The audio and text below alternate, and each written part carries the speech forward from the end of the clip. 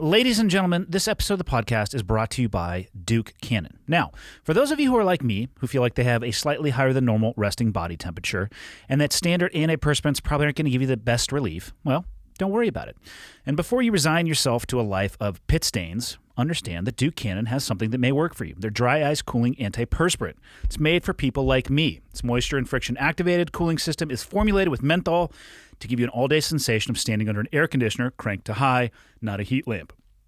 It comes in menthol and eucalyptus and peppermint and musk scents. It uses activated charcoal to effectively combat the sweat and potential stank, and it has the highest level of odor and wetness protection allowable. You're going to last longer in the heat, and your shirts are going to thank you. They have two different versions, menthol and eucalyptus, peppermint and musk. They're both $12, and I've tried them both, and they are actually really awesome. The menthol delivers that instant cooling, and on one of them, you're going to get the peppermint and musk scent. The other one, you're going to get the menthol and eucalyptus. And like I said at the beginning, they used activated charcoal to remove toxins while they're deodorizing you. Moisture and friction activated. Cooling system keeps you cool and has that highest allowable sweat protection. Like I said, I've used them both, and it's an interesting sensation. It does feel like your armpits are cool. Visit DukeCannon.com and use the promo code ClearedHot2021 for 10% off your next order. Free shipping with orders over $20.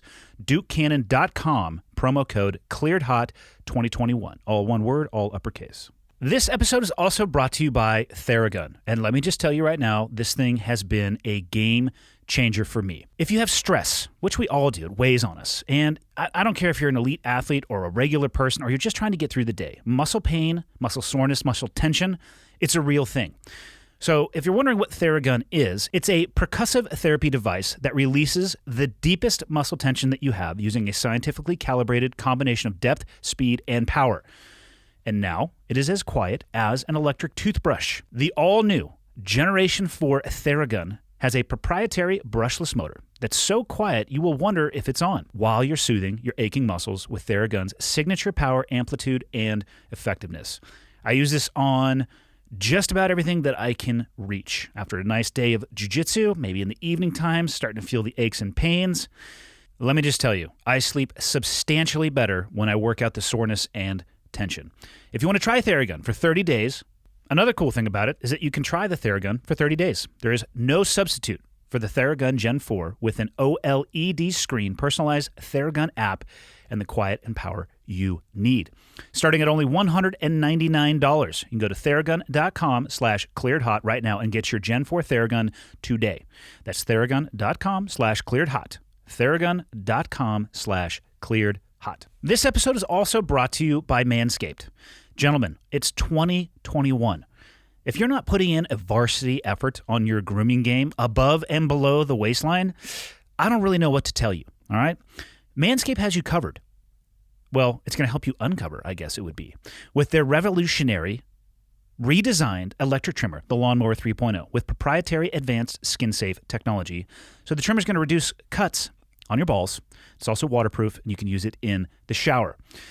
You have a couple ways you can get this thing. You could look at their performance package or the perfect package. Depends on what you're looking for. You need to go to the website and check it out yourself. If you decide to go with the perfect package, what you're going to get is a bundle that has everything you need to keep trim, cut-free, and smelling nice below the waistline. It comes with Crop Preserver, the anti-chafing ball deodorant and moisturizer. It also comes with Crop Reviver, a product along with the Crop Preserver, keeps your balls from sweating, smelling, and sticking together because nobody really wants that. That perfect package, well, that's going to come with a pair of Manscaped boxers. And let me tell you from personal experience, they're delightful. It's going to help keep your junk feeling fresh all day.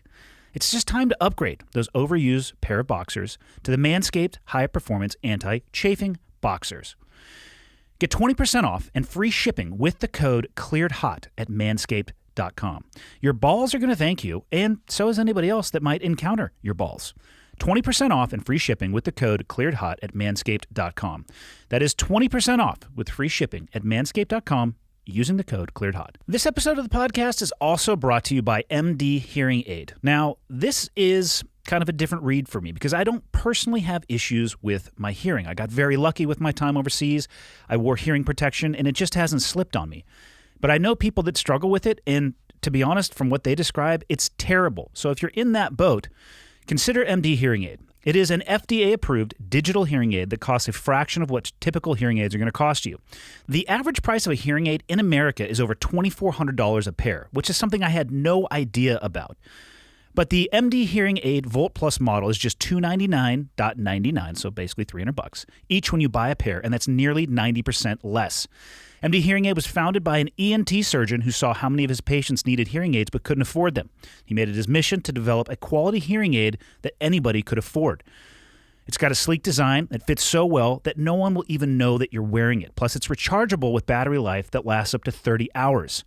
If you forget to take your hearing aids off in the shower, not to worry. The Volt Plus is waterproof in up to 3 feet of water. And you don't need a prescription or a doctor's appointment. You buy it directly from them with an audiologist and licensed hearing specialist available 7 days a week. So how do they do it? How do they make it so affordable?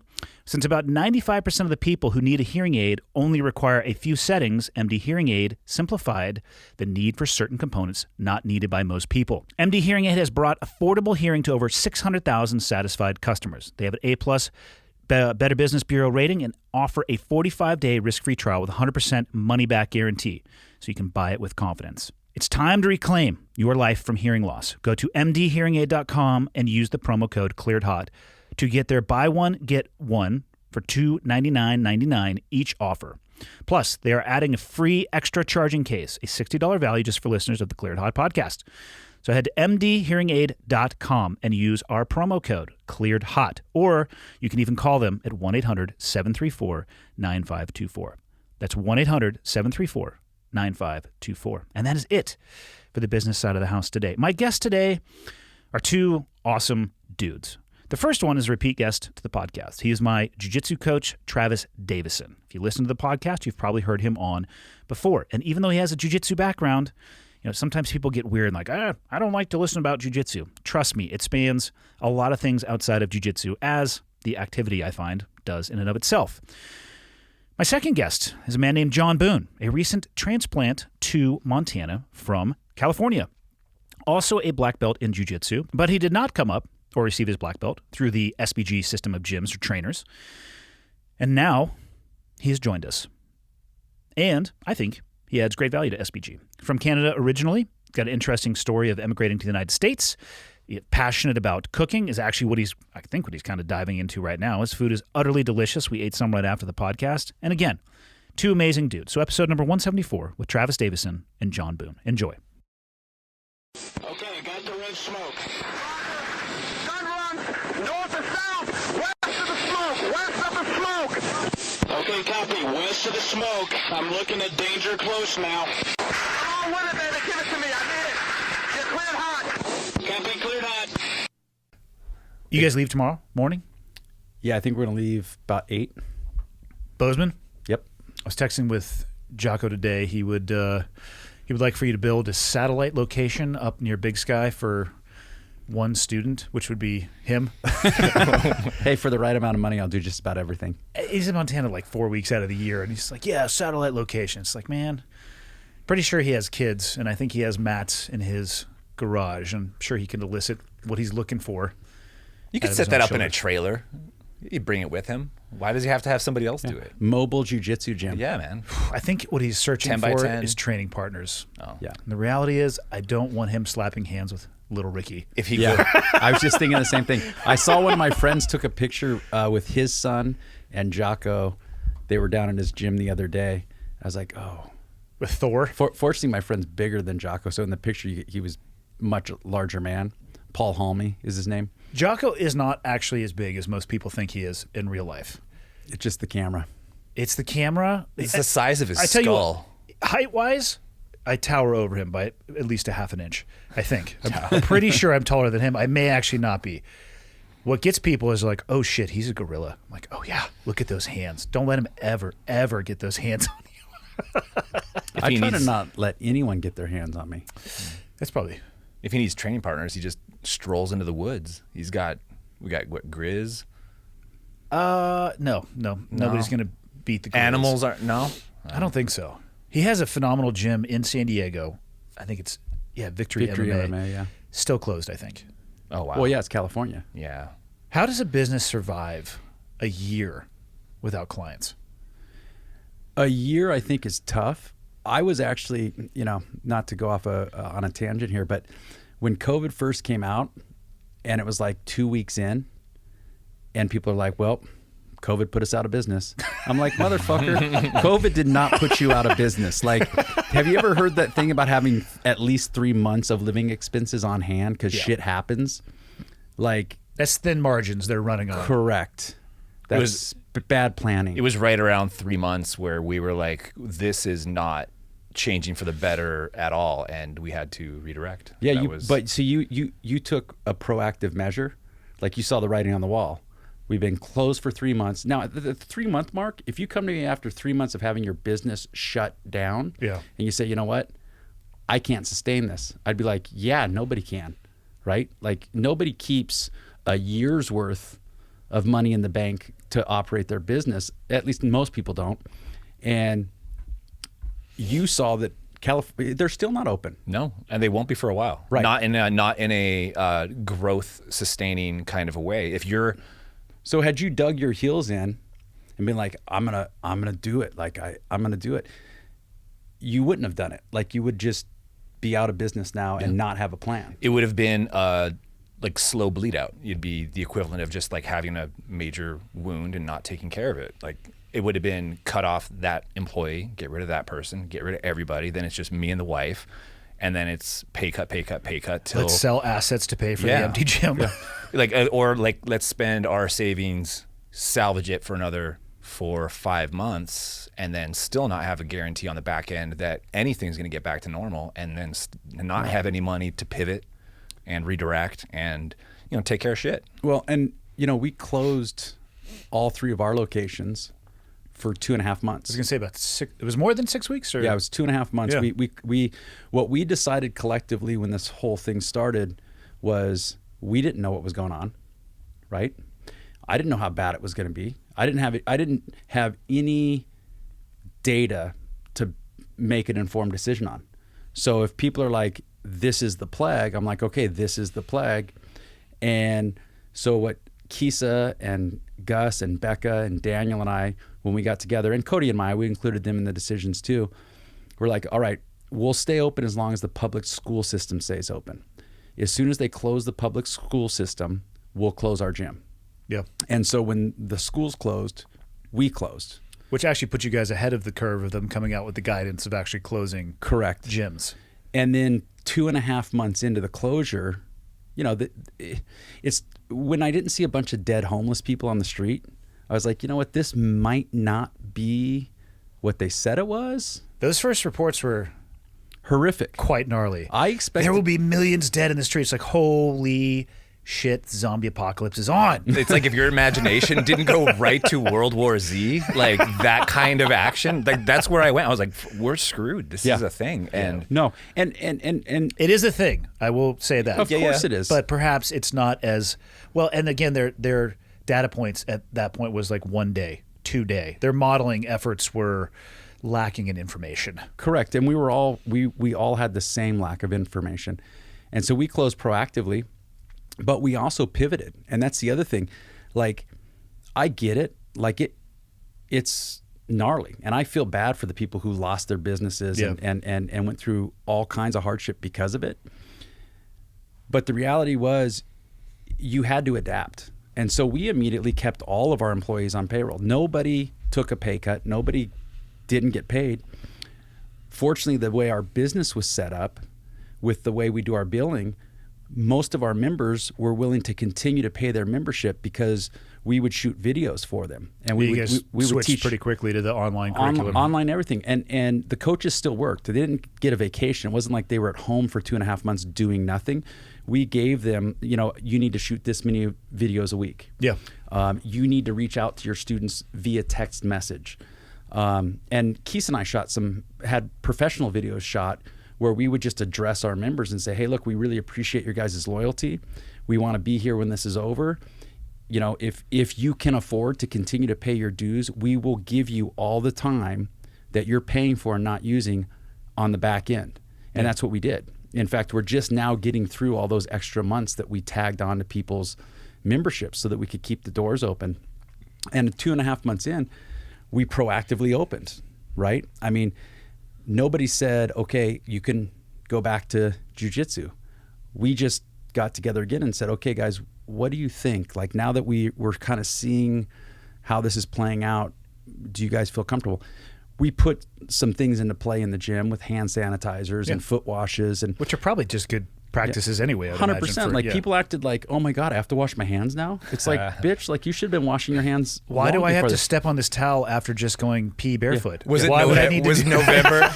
Was it November Hygiene Month? And it was like, and it just changed the sign every month, every day. Well, and here's the other thing, like, pre-COVID, like, was anybody running their gym and being like, hey, if you're not feeling good, you should come in and roll with people. Train anyway. Common sense. Yeah, right. Sure. But I mean, but we were instilling that in people long before that, right? It's like, if you're sick, don't go to work. If you're sick, don't come roll with people. That's selfish. Like, stay home until you feel better and then get back on the mat, you know? So a lot of it was stuff we were already doing. And there's some things we just couldn't comply with. Yeah. Like, I mean, how do you do jiu-jitsu at 6 feet apart? Like, I mean, it would be awesome. Like, dude, I just tapped you, bro. No way, I defended. No, I went through the defense and did the defense to your defense, and then you'd sit there and probably end up in a slap fight. Chess. And the other thing too, that hopefully at some point the media will put a little bit of a spotlight on, because there are some positives that came out of this, I think, but it's just not being talked about. It's like, you have this the data now, like, you know who's being affected badly by this virus. Yeah. You know who's dying from this virus. And it turns out, surprise, surprise, that if you're obese and have health problems, you're more likely to suffer severe symptoms from this. And the healthier you are, the better your body is equipped to deal with it. And so it's like, why not talk about, changing people's diets? Maybe people should exercise. But Travis, that conflicts with the Cosmopolitan magazine cover with the large woman saying this is healthy. I don't have a problem with the large woman being on the cover of Cosmopolitan. Neither do I. At all. But declaring that to be a healthy... Correct. I have an issue with that. I don't think that person should be shamed, and I don't know if that's Not the correct in word any for way. it. But I also don't think that an unhealthy lifestyle, and if you want to get down to... people saying, well, it's not unhealthy. Okay, let's go back to pure math, life expectancy, the comorbidities. Well, that's if they die. But, things that diabetes to go with that, heart disease that can go with that. Like, okay, it's not me saying that those things, like, to be mean, from an actual scientific perspective, those things are linked. I would hope, we've been in this for almost a year now. I know, it's crazy. How many people, though, do you know who, from a physical or mental health perspective, are no better off after a year? And the math is out there. The data's out there. Like, hey, if you're like actually in really good shape, you're probably going to kick this thing right in the balls. Of course, there's going to be outliers and people are going to die. I watched somebody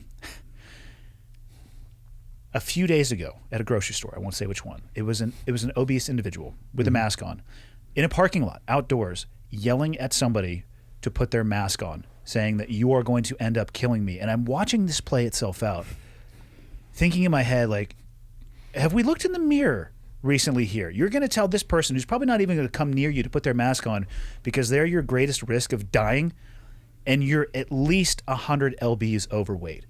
What the fuck is wrong with people? The lack of objectivity is startling. Yeah, that's the disappointing side of all this for me. Because, like I said, I think there's an opportunity here to look at this and be like, okay, yeah, wash your hands more often. Don't lick doorknobs. If you're sick, stay home. Maybe exercise. Maybe eat better. Yeah. But I'll tell you one on the mask that just kills me. And this, I could give you multiple examples because I saw this all the time this summer. Walking down the street, somebody's got a mask on. They remove it to put a cigarette in their mouth. And I'm like, are you kidding me right now? Obviously, just cut a hole in your mask so you could easily have both at the same time. It's just like, what is wrong with people? Like, they don't want to look in the mirror. It's easier to point at something else. I've struggled with this in my life too. It's like, things aren't going my way. Let me get my pen and paper out and list all the people that are responsible for this. When I should just go flick the light on in the bathroom like I normally do in the morning, be like, you are a piece of shit. You get to work. Just dress myself down in the morning. I'm like, Okay, got that off my chest. Now I can go out and have subpar performance. Actual honesty about all of this stuff is impossible to get to just with the media landscape, cancel culture, and just a myriad of other political views on all that. You can't talk to someone about their health without it being you're somehow leveraging politics against them, or you're pigeonholing them in a certain manner, and they feel like, they use their victimhood as currency against you no matter what you say. And it's. And how does that get our society anywhere down the road where we want to go? I don't think it does. No. Like the freeway to the path to, I don't want to use the word progression because I feel like that means something else, but the freeway we're on towards advancement has now turned into a cul-de-sac. I'm like, oh, I guess we'll just turn Park around. it. Hey, John, how are you so healthy? I've known you for 15 years. How do you stay so healthy? I start listing off foods, things that I avoid, stuff that I do. And like, oh, so you don't eat like a lot of bread and pasta, but I love bread and pasta. You can eat bread and pasta. Yeah. You just got to earn it. It's a mathematical equation Or that you have to earn. perhaps not 5 times a day. You don't start with, like little thing. Oh, you don't eat a lot of rice. I eat rice. I don't eat a lot of it, but I'm Mexican and I put in everything I do. Well, that's kind of, you're going to use that, or this is my family heritage and we put this in all of our meals. Like, well, then you have to suffer the consequences of your personal choices. perhaps that's the choice you've made. Yeah, no, but you can't. Like, why would you ask me for dietary advice or lifestyle advice, and then just tell me, well, I can't do that. Well, it's not advice. that's my favorite though, right? Is it's called being an asshole. Just so you know. Is that what it is? Asshole. my favorite one is That's great. my favorite one is I really want to eat healthy. I just don't know how, and I'm like, Do you have one of these? but not only that, but I mean, are you honestly? Can you honestly look me in the eyes and be like, when you put something up to your lips, you don't know if that donut that you're about to eat is healthy or not? Like, I mean, some of that stuff's just common sense. And here's the thing. You can balance it. Last course. Sunday at Open Mat, I had a post-Open Mat meal of a milkshake. But I had also done comp team in an hour and a half to an hour and 45 minutes of rolling after that, and felt like, you know what? I'm going to consume whatever I want to. Right. And it was fine because I was still at a caloric deficiency. hey, I'll eat a whole pizza. Yeah. Like, I like pizza. Do I know that it's probably not something I should eat every day? Absolutely. I know pizza's not what my whole diet should be based on. I'm still going to eat it every once in a while. Yeah. I like it. You got to balance the equation. And the asshole thing is real. I used to get it. So I owned a gym in Coronado when I was still in the military. And holy shit. You guys actually probably know this better than anybody. People think, oh man, you're a trainer. That's awesome. You get to especially in the exercise world, like, man, you get to teach people how to do stuff. And actually, I was about 90% a therapist, and 10% of the time, I would sit there and actually show movements because I would just get the full story of everything that was going on, which I wasn't interested in. If I'm being totally honest, I wanted to teach people to do compound lifts and dial in their diet and get to wherever they want to be. But man, it would come to the diet. What do you think I should eat? Well, first, let's do a food log so we can see what you're eating right now. Okay, I'm going to do that. 10 days later, have you done it? No, but what do you think I should eat? So this ask hole gets deeper, right? It's just deeper. And what movement should I do? How much rest should I get? Are you doing any of this? No, but what do you think I should do? It's like I'm really reaching the limits of what I'm capable of tolerating as a human being. Hey, I really want to start jiu-jitsu, but I just need to get in shape first. You guys have to do that often. All the time. Yeah, I really want to get into the gym, but I just need to get in better shape first. Got to lose 10 pounds first. Yeah. Can't come on the mats with those extra 10 pounds. Yeah. I'd say put on 10 and then just your top pressure will be amazing. That's the way to go for sure. I was meeting with one of the other coaches today, and we were just talking about that. I was talking about Aaron Westfall, Cody Bissett, Ari Dalton. Like, those 3 dudes were kind of fat. So I never saw them in that phase. Oh, they'll tell you, and I'm not saying anything that they wouldn't admit to. In fact, the other day, Ari pulled out his driver's license. He's like, dude, check this out. I looked at him like, dude, you are a fat ass. He's like, that was the day I joined the gym. Comfort, Ari? Yeah. Wow. And that's crazy. And Aaron Westfall will tell you too, he was over 200 pounds. Like, that guy, most of the time, is like 170 now. He might be a touch more. Like his walk around is maybe low 180s because I think he's Shooting he competes for at 170. That's what I was going to say. He's getting ready to start that trend down for the Cody next will month. tell you too. Like I've got like in our membership software, I've got pictures. From when you join the gym, your profile picture. And Cody is a bit rotund in the photo. And I remember when he was going back and forth to Alaska and stuff, and that didn't stop those 3 guys from coming into the gym. And now you look at them, and it's like, man, all 3 of those dudes, great shape. Great shape, and they move like ballerinas. There's a awesome quote from Fight Club where he's like, when guys would join Fight Club, they were like doughy butter. And by the time we were in like 3 to 4 weeks of Fight Club, they were chiseled out of stone. It's like, yeah, that's how you do it. You do it. Yeah. That's where the good shape comes from, the strength, all that stuff. So here's a question. A year of closed gyms in SoCal at the very least. What does that do to a student's progression where they are at all halt? What does 365 days off of the mats do? That's got to set you back a substantial amount of time. I was rolling about 3 weeks like after we shut down. I was still rolling with some folks who were comfortable. So I can't actually speak to somebody being done for a year, but I can tell you that from when we listed our home for sale and I was no longer really active at the gym in SoCal, just kind of taking care of business, from that time till I got here and rolled with you guys, it was 3.5 months. It felt like very much I'd hit the brakes real hard and just getting oriented at a again. knowledge level that exceeds the vast majority of people. How long have you been a black belt for? Since November 2017. And so how long have you been doing jiu-jitsu? Probably 12, 13 years. Imagine like a white belt or a blue belt or even a purple belt. It's like, oh, hey, by the way, we're just going to take a year off, maybe a year and a half. Who knows when that thing is going to open back up. I had a forced year off blue belt to purple belt. Injury, I'm assuming? No. I was personal life, relationship, just shit got in the way. That was more important at the time. And for sure, I think the first thing you're going to feel immediately is your cardio. Yeah. No wind? Nothing. Because as you guys both know, and you coming from a fitness background where they pride themselves on like more, fast. Nothing mimics jiu-jitsu. So I don't care how good a shape you're in from like running or swimming or lifting weights or whatever it is you're doing, there's a whole different kind of cardio that comes into play when you're doing jiu-jitsu. So that was the first thing I noticed. I was like, holy shit, like I couldn't finish a roll.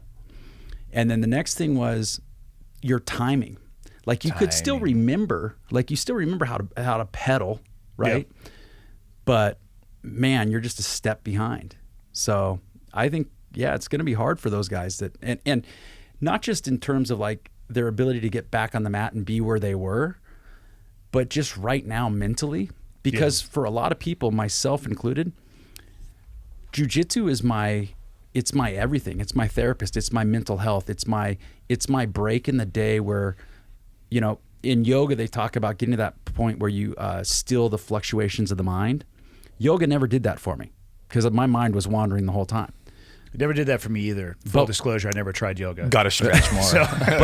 But I'll tell you what, when somebody's trying to choke you, you don't have space in your head to think about your marital problems, your grocery list, whatever it is that you're dealing with in your life outside of jiu-jitsu.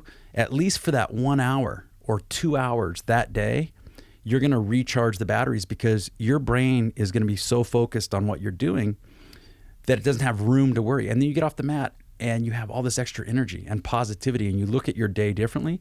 And so I just think, man, all the people who have the same sort of like mental health issues that I have and need jiu-jitsu, how are they doing right now? And is it enough time off that they may never come back, which is going to have a direct impact on those businesses? I can't imagine any of them would have any substantial loss. If they were just new members, they never really got into it, right? When it shut down. But maybe now because of the climate they're in or the pressures from their neighbors and friends and families, like, oh, you're going to go make physical contact with other humans and try to learn this martial art and you're going to contribute to the problem. There's some social pressure there for sure. A lot. I'll put up a post and there's always at least Oh, really? What are you doing about COVID? I'm just like, fuck. My best. I'm doing my best. But correct. Right? That's the most Like, accurate answer. But here's the thing too about that. It's like, I get it. Like if you're really worried, or God forbid you've got some of those comorbidities, and some of them are not diet related. Like some people are born, their genes are such that, hey, bad luck, boom, I got this thing. Well, And age plays a factor too, which you can't control either. Age plays a factor in everything though. Yeah. But what bothers me is, for the first time ever, we quarantine the healthy to protect the sick. And it's like, nowadays especially, you don't have to go to the grocery store. You don't have to go out to eat. That's a freaking privilege. So it's like, don't mandate closing bars and restaurants. Don't force me to wear a mask when I go to the grocery store. You can order your groceries online and have them delivered to your house. Eating out, that is not a required thing. Like, you don't have to go to restaurants. If you don't want to go, if you're truly worried, and I know a lot of people are super freaked out, don't go. Yeah. Like, don't go. Stay home, learn to cook. I mean, because, okay, you like to jump out of airplanes. Yeah. Okay. Very much so. That doesn't seem very safe. Super safe. So As long as you ignore some contributing factors and statistics. At what point, though, do you start legislating other people's life choices because they're too dangerous for your standards? I don't think you ever should. You shouldn't, but that's what's happening, in my opinion, is you've got people that are genuinely concerned, and I'm not knocking those people. I think everyone reacts to risk differently. And if this is freaking you out, I'm not making fun of you or telling you that you should calm down or you should go out to eat or you should come do jiu-jitsu with me. Don't. I'm not jumping out of an airplane anytime soon, because that risk for me isn't worth it. Yeah. But I've made a decision that for me, jiu-jitsu is important enough that I'll take my chances with it. Going to the grocery store, I'm okay with that. Going out to eat right now, I'm okay with that. Getting on an airplane, I'm okay with that. If you're not, you don't have to. Yeah. Speaking of risk, what was the name of the warm-up game you guys were talking about? Was it Murder Ball? Choke ball. And no, we're not going to play it. What is it? Because I stopped you, because these are conversations best have while the red light is on. Because you started with, it's basically football on your knees with adults. So, of course, I need to hear more of this. I will tell you the way we played it and see if it's the same way that Jon played it. By the way, we do not play this game anymore at SBG in Montana, any of our locations. But what it was is you would take, half the room, put them on one side, take the other half of the room, put them on the other side. We'd get a couple of cones. We'd create goals on the mat. We'd take one of those mini basketballs. That was the ball. I'd put it in the center of the room. And the rules were your team had to get that ball from where it was into the other team's goal.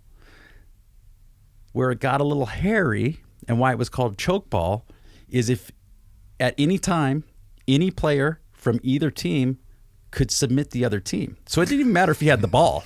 Like, instead of blocking you, I would choke you. And if, God forbid, you have the ball, you might be getting armbarred, choked, and footlocked at the same time. Yeah, it's going to be a dog pile. Yeah. 2, 3-on-1, very common. So let me get this straight. This was designed as a warm-up? Wind down. Because I feel like people would go this is- 0 to 150 miles an hour at the This is snap end of class material. Okay. We did it end of class. Did you do it as a warm-up?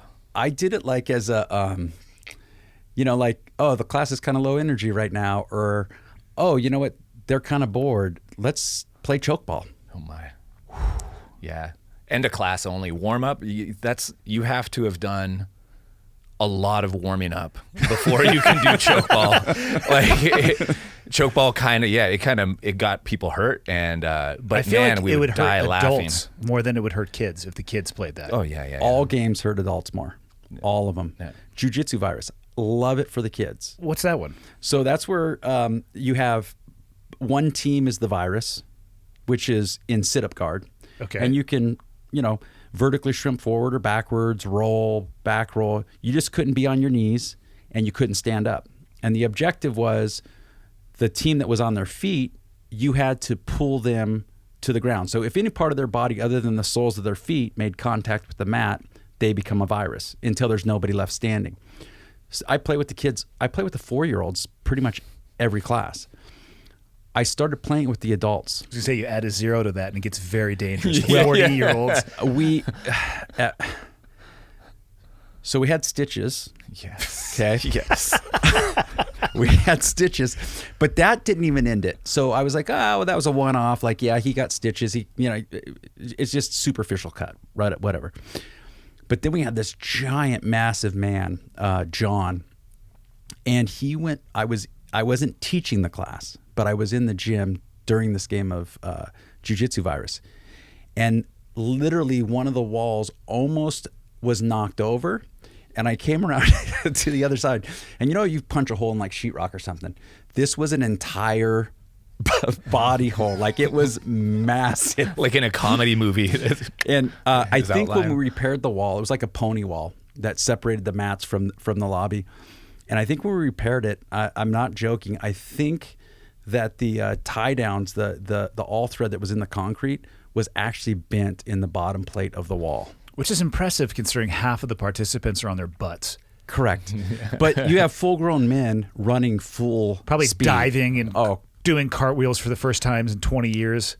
One-on-one games are like the only games you can do with adults because otherwise there's something about rediscovering your love for athleticism and sports in your mid-30s to 40s where you're like, I really dig competing again. And you go like you're a teenager and your body just crackles and pops in Your ways. head says go. Yeah. Your body says no. Even something as simple and safe as dodgeball. Because you walked in at the end of kids' comp team today. I love it. It's my favorite time to walk in there. Yeah. Dodgeball's great, but I would play that with the adults. One, the competitive adults cheat like crazy. And it's embarrassing because these are grown-ass men. And I'm watching them get hit, and they're arguing about the fact that they didn't get hit. And I'm like, this is bullshit. It hit the ground first. It hit the ground first. But then I had a guy pull a hammy, and I was like, okay, so dodgeball's off the table too. So now it's just basically no games. And, I'll run an MMA practice on a Saturday, and it's fine. Grown men punching, kicking, kneeing, submitting each other. No injuries. No injuries. The minute I say, okay, let's play dodgeball, everybody's hurt. Yeah. They hear game and it's just like safety goes out the window. We have to win, obviously. We'd have students frequently sign up. They'd get jazzed because they're like, I'm starting to get in shape. And then they would join a weekend pickup basketball team. And then they'd come hobbling in the next week with a brace from hip to ankle. And like, what the hell happened? Did that happen here? Do you know what the number one cause of injury is in the United States military? Ladders? Basketball. Are you serious? Yes. It's recreational actually, sports. Like we're talking ankle, knee, hip, ship, posting with the hand. Yeah. Basketball. Yeah, those sudden stops, man, it tears guys' knees up. Yeah. Or the like pivoting and rotating and they're not lined up for it or So I just realized, and we probably maybe should have opened with this. Travis has been on the podcast quite a few times. People probably understand who he is. However, you, Jon, have not. I remain an enigma. Good. You do. Yeah. And I know you started your life in the plains of Manitoba. That's how I say it. That's the exact correct pronunciation. And you will get many emails applauding. I think I've been through, but haven't spent a lot of time. What brought you here? I mean, there's a lot of the stuff that happened between obviously being born and raised there and sitting here at this table in northwestern Montana. Fill us in on your journey. I was just telling my wife that I never imagined living in Montana. Like as a kid growing up in Canada, being like, hey, maybe we'll go somewhere else. Maybe it was East Coast, West Coast. Because I was in the flat? Yeah, And prairies. Manitoba. Super flat. Actually, a lot of the stuff you see around here reminds me of Manitoba. Like you got farmland, city, commerce. It's just like this neat mix of highway, and there's all of a sudden there's homes right there. I don't know. It just has a real similar vibe, minus the mountains. There's no mountains there. 0 to 25, hated winter. Moved to LA at 25 years of age. I thought I was going to get into stunt work. Yeah, what took you to LA? Yeah, I thought stunt work. I was actually wanting to study. I was doing Kempo karate at the time. So I had been like training Kempo karate for like 2.5, 3 years. So you were And like an 8th degree black belt? I was borderline. I could levitate. That was it. Yeah. It was pretty Sorry, rad. Kempo karate people. I don't even know what that is. I could move stuff with my mind, but I How'd you wanted get more. into? Was that your first martial art? Yeah, so Prairies, Canada, 2000 or 1995, I actually started that, and in Canada there wasn't Brazilian Jiu-Jitsu at that time. 93 was the UFC, right? Yeah. Yeah, it took a solid decade before anyone, probably beyond blue belt, knew Jiu-Jitsu in all of Manitoba. I mean, even I'm gonna outside of guess. Southern California, Yeah. like, I mean, my coach, Matt, he was the first black belt in the state of Oregon. Mm-hmm. And at the time, Really? when I joined the gym, he had just gotten his purple belt, or maybe he got his purple belt after I joined the gym. Like back then, like if you, like a blue belt in jiu-jitsu, like it was like, oh my God, like, yeah, I mean, they're Kind of just like a unicorn walking around? yeah, 100%. I mean, because even his coach, Chris Howder, you know, Redondo Beach. Yeah, Redondo Beach. Yeah. I mean, he was down there with the Machados, and Matt would bring him up. You know, that was Straight Blast Gym's jiu-jitsu coach, was bringing in Chris Howder. So yeah, I mean, there wasn't a lot of And that was up the West Coast. I think the only other people near Midwest was Salo Ribeiro had moved up into Utah. I think Salt Lake City. Was it? Pedro Sauer was in Utah, and I know he was in Utah. I think he's in Virginia now or something like that. But Yeah. I think the migration of Brazilians from Brazil into the U.S., it was a natural thing for them to go to like Florida, Texas, SoCal, and then bleed up. In environments that mirrored more the well, the weather. the surf is ocean, super key. the warmth, all that stuff. Yeah. So moving into the prairies probably wasn't their like number one goal. So it took someone probably from the prairies going down to learn and then bringing it back. So, it was 2002 when I moved down to LA, and probably right after that is when the first bit of jiu-jitsu started popping up there. But it wasn't even really on my radar. I was like, I'll just do this because it seems to work. And how did you find this desire for stunt work? I just wanted to do something that had me not stay in Winnipeg from November through April. So you were just like, brutal up I there. know, stunt work. Yeah. That makes sense. I was like, I'm gonna skip. Well, Like, I like movies. yeah, That looks cool to I'm good jump at- that I'm- car. I I'm can good at kick, karate. I can punch, I can kind of move. Let me not stand around in minus 40 weather for 6 months. So I just wanted to duck winter, learn a little karate down in Pasadena, and that was my goal. Got there, and of course, when you're living in Canada and you're like, hey, I'm going to go to LA because, there's movie producers in every corner and there's a movie being shot. They're in actually every waiting block. for you to show up. You think they're handing them out like at the airport. Like, here you go. Here's a show. We need you to help. It took about 3 months. I had a friend actually take me with him to a stunt workshop. And I was like, oh, this is going to be cool. It was right next to where they filmed the 70s show. And we did about 3 hours of running and tumbling and fake kicking, fake punching, and acting like we were getting hit. And it was the hardest fucking thing I ever did in my life. Really? It was gnarly. And I think I completely underestimated the gymnastics and tumbling aspects of it. And like, mad respect to anybody who does stunt work. That stuff is tough. I think it's harder than jiu-jitsu. I've done some. I really do. I've done some technical advising work and been there when they set that stuff up. It's more calculated than you would think, and there's still that risk versus reward. There's a reason they have a thing called a stunt bump, where they're talking about the stunt, and then they're like, "Ooh, go see if you'll do it for another $1,000." Yeah. I'd never heard of that stunt So bump. that's on my list of things. That's a not to legit do. thing. Yeah. Right up there with jumping out of airplanes is stunt work. Like, that would never cross my mind. Like, I got an idea. I'm going to crash in this car on purpose. Have you ever seen the movie Triple X, the first one, I have not. Vin Diesel.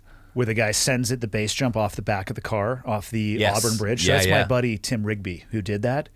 And first off, base jumping in Auburn is illegal until you put enough zeros on the check, and they're like, "Of course you can drive a car." like this." So he did it like 3 times. And Wow. Yeah. Well, They had to get the shot. the rules are stick the trick, stick the shot, stick the trick, safety third. Now, I don't know if that's official. That's skydiving and base jumping. Those are the criteria that you have to follow at all times. And I'm obviously being sarcastic, people. Nobody needs to be writing that down. Safety should be first. I don't know if it had ever been done. So they put the car on a little rail system so it was being launched off. And he just stood, I think he was holding onto the headrest in the back. Damn. Jumped up with his feet in a base rig, and he's like, I think it's going to work. And sent a car off. He leaps off. There was no CGI whatsoever. He leaps off and just deploys his parachute. It's like, I swear, Tim, you better have gotten a stunt bump for that bad boy. Damn. Three so times. After the first time was like, I'm glad that's over. And then they're like, you know what? We kind of missed it. Can you do that again? And then he's like, okay, I can do it one more time. Tim's a savage, so I don't think he would mind. Like, he did the free fall sequence as well for Iron Man when the guy's actually stuck in his ejection seat falling down. That's actually Tim doing all that. Yeah, he's been in a bunch of movies. He was in the movie 300 as one of the extras. That's actually where I met him, was the movie 300. I was up there in the fitness world working with... Getting people swole? Not really. I mean, I was basically hanging out at craft services and giving free tacos, photography advice to Zack Snyder. I'm like, I would switch out to a more of a macro lens if I were you. Bump that down a few stops. He's just like, fuck is this dude? What do you think you're doing? No, it was, and I met him up there, and goddamn, they work hard. Yeah. Injuries are a common occurrence. I would think so. Yeah. Have you guys seen how Joe Montana is doing now? Like, Are we talking about the football player? Yeah. Is he in a wheelchair? Borderline. He can't. From just football? football. Yeah, just from the accumulation of all those injuries into old age just never really added up. And I think Jackie Chan. I just referenced that because of the amount of impact he was taking. Yeah. But like a guy like Jackie Chan has been taking that kind of a ass whooping for years voluntarily. But as that clock ticks on, that have you stuff seen some of doesn't the age well. outtakes from his movies that they'll put in the end? Oh yeah. Where they're like doing this intricate spin with a ladder, and he's like, I'm just going to catch you with my teeth. Whap! Was I supposed to bob or weave there? And he's just laying on the ground, and they're holding. It's like, holy shit, man. Those movies are all amazing, but that's a big price real to pay, thing. man. Like, Yeah. can you play with your grandkids? Are you going to be able to enjoy those last years? Like, how's that going to go? And yeah, I mean, that never really got into my mind in my 20s, but how hard it was certainly surprised me. But that was actually the same week I discovered jiu-jitsu. Did you ever get to do any stunt work? No. Damn it. No. I did. I take that back. I was in a low-budget movie called Protecting the King, and it was... So this is obviously a gay porn. Like 2 steps away from that? No, not at all. It was. It's the true story of a guy I think named David Allen. I think is his name. I can't remember. And he was Elvis's nephew, and he was trained in karate and was one of his bodyguards and rolled around. And so it was the story about how he learned to harness his bad boy ways into becoming something good, and he helped Elvis on his road trips and stuff. So we actually worked with him. That was kind of cool. So we were in a karate scene, and I've never seen the footage. Fair. Probably for the better. Yeah. Somebody, though, listening to this, please find that footage, send it to me, and I'll take care of everything from there. Yeah. From that point on. Yeah. No, that was the extent of stunt work. And then just as I was getting my black belt in karate, I discovered jiu-jitsu. And a friend of mine took me out to a gym in downtown LA at the LA Boxing Club, and I started doing jiu-jitsu at Von der Braga's little hole in the wall. Actually, his gym was probably not a lot bigger than the studio space. It was Really? Yeah, it was a tiny room on second floor of the LA Boxing Club. It had a vent, an AC vent, about 8 inches by 6 inches with a piece of tape on it. And in the heat of summer, like second floor of an old building in downtown Los Probably Angeles. metal roof. Yeah, 110 degrees out. And that room with just 10 dudes in it was unbearable. And this little piece of tape would just like flick up and down, like real gentle, like, and you'd roll and you'd kind of go stand right up next to it. Just suck the cold air in for a second or two. But, that was right around the time I was like, wow, I thought I knew stuff about fighting, and I apparently know nothing. And that was the beginning of the jiu-jitsu journey.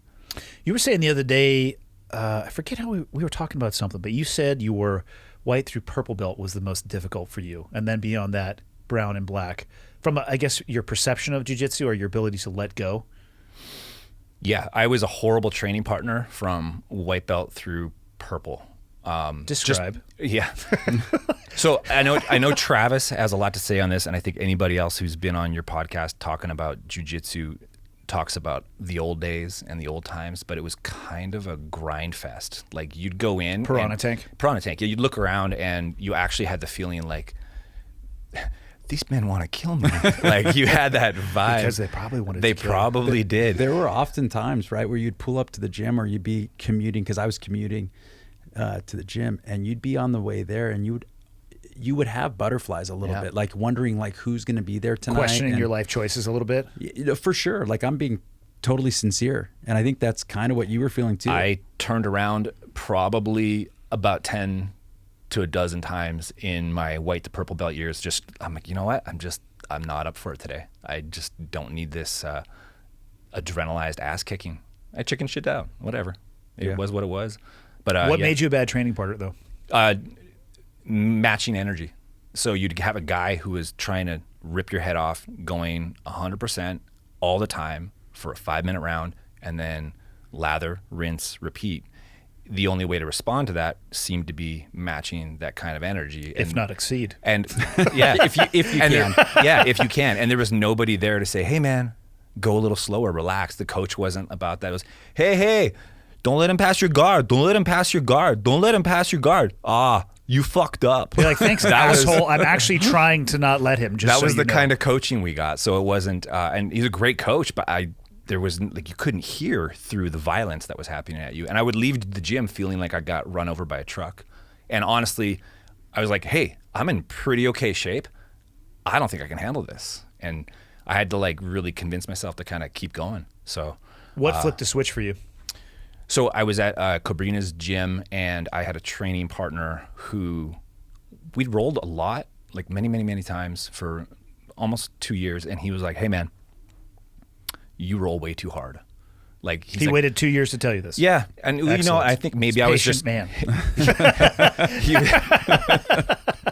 That's a long time. It is a long time, but I don't think I was an anomaly. I think that was probably a lot of that going around, and he just picked that moment. Maybe it was that role. Maybe I was feeling raw that day, and maybe I was going harder that day. But I was trying to meet his ability with physicality and strength and speed and attributes. And he just said, "Man, you gotta full-blown relax." And I took his words to heart. I drove home, and I was like, I'm gonna be the most relaxed jiu-jitsu guy on the face of the planet. And for the next 6 months, this was right after I got my purple belt, I rolled like I was Gumby. I rolled basically like I was boneless. If somebody pushed me, I would just yield to it. If they pulled, I would fall on them. If they threw me one way, I'd kind of accept it and just sort of see where it would go. And instead of being rigid, I just fully relaxed. And I found a whole different way to roll that changed my life. I remember guys moving around me really fast, really hard, really aggressive, and I would just be really chill. And I think it angered them. I remember getting a couple guys, they would give me like, "Come on, man." I was like, I have side control on you. Like, you're the one pressing up into me. Let's be honest. The best place to talk shit is either from Mount's Bottom or Psych. Is this all you have? You suck. Your knee ride is not taking my soul out. Is that all you have? Try harder. Try harder.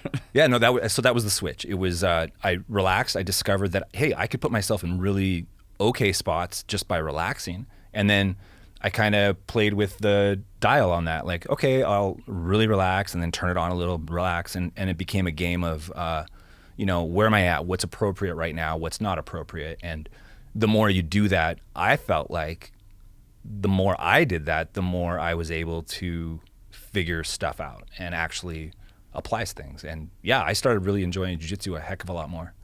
And I would I could train for an hour of rolling instead of 25 minutes or 30 minutes, Yeah. Yeah, you see that at open mat all the time, right? Just look over at the bench. Like if there's more than one person sitting down, there's a problem. They're just getting some more rest from the rest they just took. I understand. Like if I'm rolling around and I look over at the bench, I'm like, oh yeah, he didn't have a partner. That's sad. Odd numbers are a different thing. He'll than rotate back in. Totally even numbers and six people on the bench. But then there's some days and I roll over and I'm like, that's strange. There's like 4 people on the bench. Why aren't they rolling with each other right now? And usually it's because of that. I can tell why they're not rolling based on how they're breathing. You can just see them like huffing and puffing, and that's just, they haven't learned that lesson yet. And maybe it won't take 2 years for somebody to tell them, hey, you need to chill out. And I would like to have actually seen the old Jon, though, because I would describe your rolling as the exact opposite of those first years that you described. Yeah. I won't say you're like a butterfly because that's just too much. But you Well, he's a self-described Gumby fucking already. move well. It actually frustrates me when I roll with you because my only goal is to get you to breathe hard and you refuse to do so, but I'll figure out a way to have it. That's actually one of my intentional intimidation tactics is to never breathe harder than the person I'm rolling with. It's a good metric. Yeah. Very good. Yeah. I actually I'll listen. If I take someone's back, I'm like, how are you breathing? Oh, you're breathing that hard. I'm not.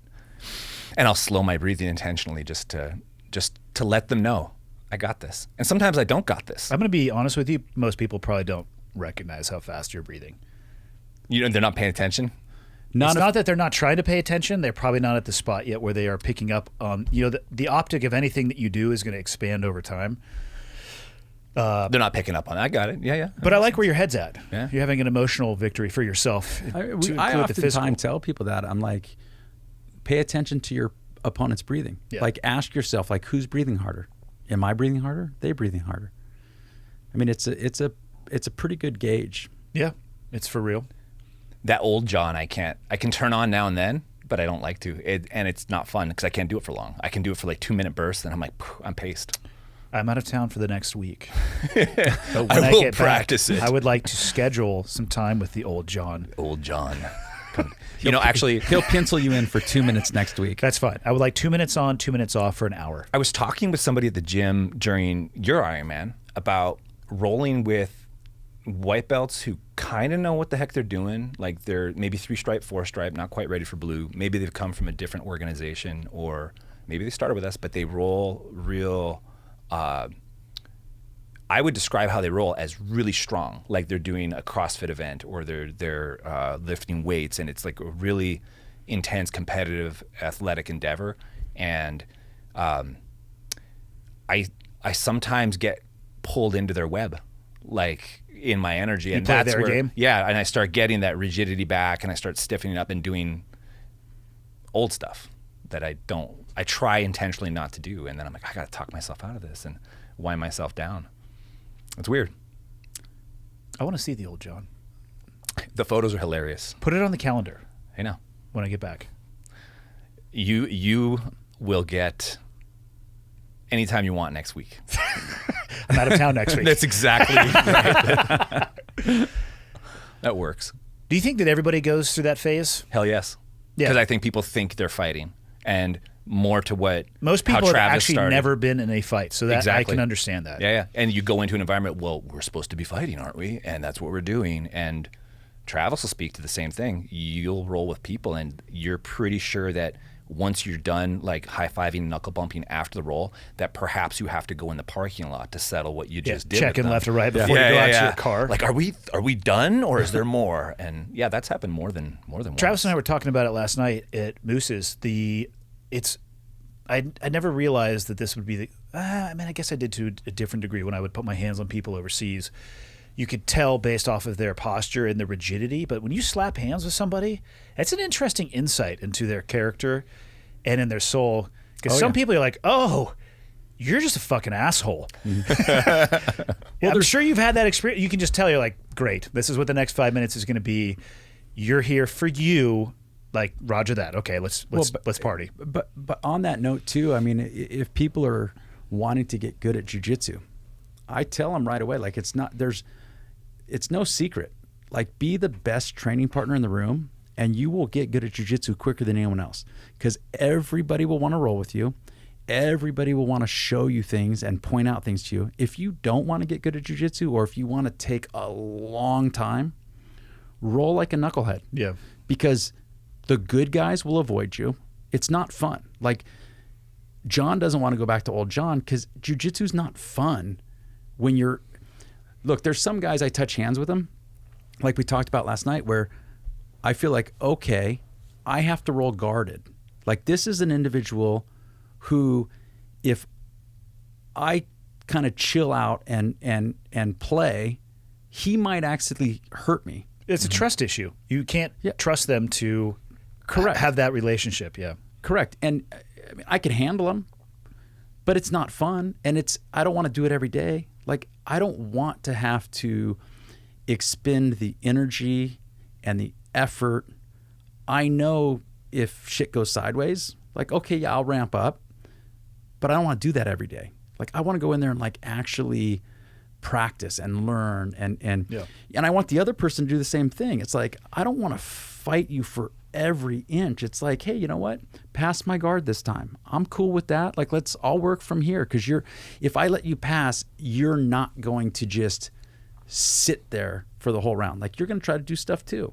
But you got guys where it's like you let them pass and it's like, oh, well, that was fun, because now they're just going to lay here, you know? So yeah, I think the sooner that people can get out of the mindset of every time I touch hands with somebody, I have to win, the better they get at jiu-jitsu. You hear it all the time from like the best guys. Like, I'm trying to think, I don't remember if it was Ryan Gordon or who was talking about how many times they get tapped in practice.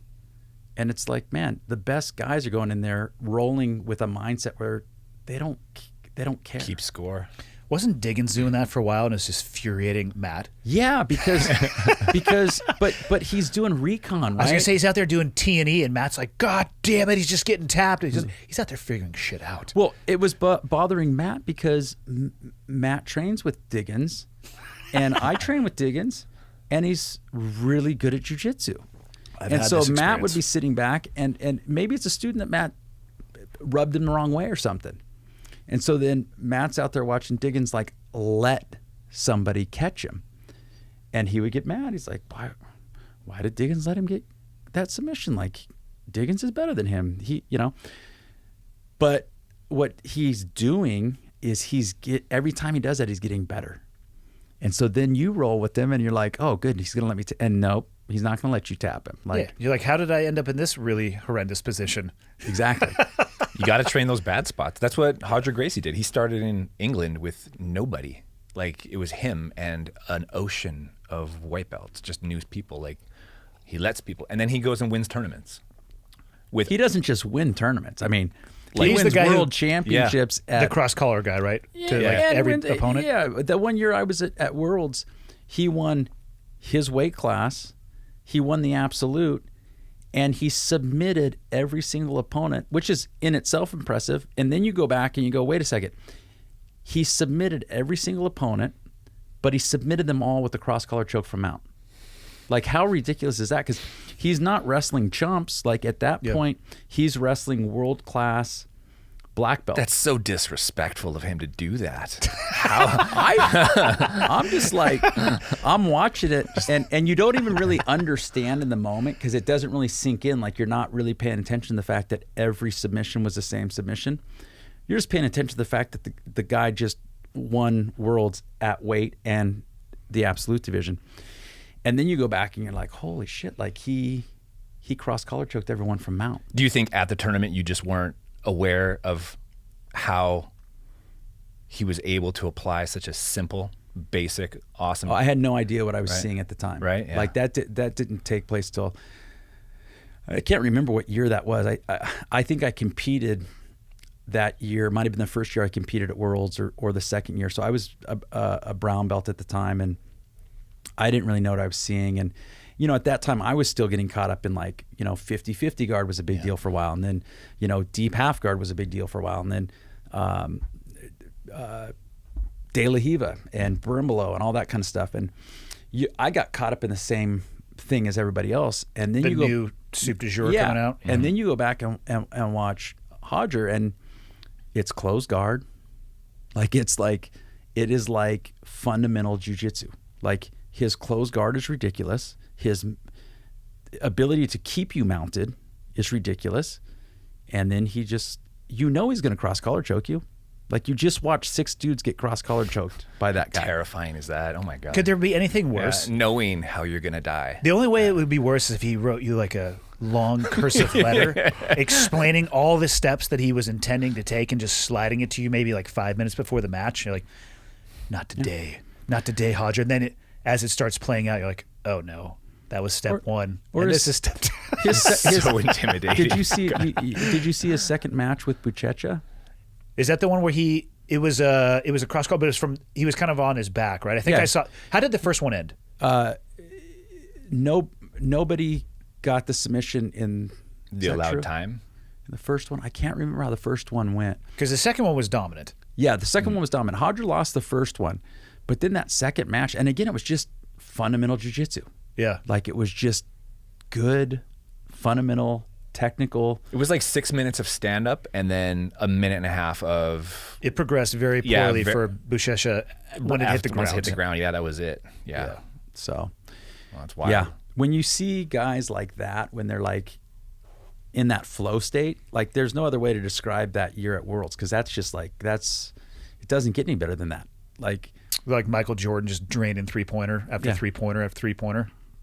Yeah, What do you do? How do you handle that? Yeah, and it's different because you see a lot of guys, like top guys, they're juiced out of their mind. They are setting a pace that a normal human being cannot keep up with, and they're just gnawing their way through matches. And then you see that, and you're like, but that's different. Like, that was just pure jiu-jitsu. And I was impressed. I'm still impressed. Like, that I think that was one of the most, it to me was the most impressive display of jiu-jitsu at Worlds that I've ever seen. And up until COVID, I haven't missed a Worlds. Like, I've been there in person, either competing or watching, but Damn. And I've seen some pretty good matches, but that took Tops them all. Yeah, for sure. That cursive letter of intimidation, that's pretty intimidating. I always admired Marcelo Garcia because he would take. I watched his last year at Worlds. Oh, yeah? And that was also incredible to watch. He would take naps. He'd just nap in the warm-up area. Well, everybody else is just like trying to work out the pregame jitters. He's Doing over there all- snoring. Just taking a snooze. Like, hey, Marcelo, it's time to go fight. Towel off his face, go win a fight, and then go back and nap. Like, that's intimidating. That I always admire his game. I just thought he was cool as a cucumber. Total gentleman, not a steroid junkie. He had, the first year I went to Worlds was the last year that he competed at Worlds, and so that I'm glad that I got a chance to see him compete in person. Does Andy know that after winning that round of Worlds that he got interviewed immediately by Budo Jake and said to everyone he wanted to thank Steven Seagal for showing him? No, he didn't. He 100% said that. I'm going to need to take some time to process that. What I do have, though, now at the house is a Steven Seagal throw blanket, and it's amazing. I can't even process that. Well, you just gave me something that I can't process either, so we're each Damn. going to have to take our time, and we'll come back and talk about our feelings when I get back. That's so beautiful. Is it soft? It is, and if you Nice. rub it the other direction, like, you can't tell what it is. So then you can just silk it right back, and he's just sitting there looking at you with that extreme beta cut face. So yeah. Damn, that's I thought you were taking a moratorium on picking on Steven Seagal. I mean, I brought it up. If the My bad. Again, if you toss me a softball, I'm going to swing for the fences. I have no choice.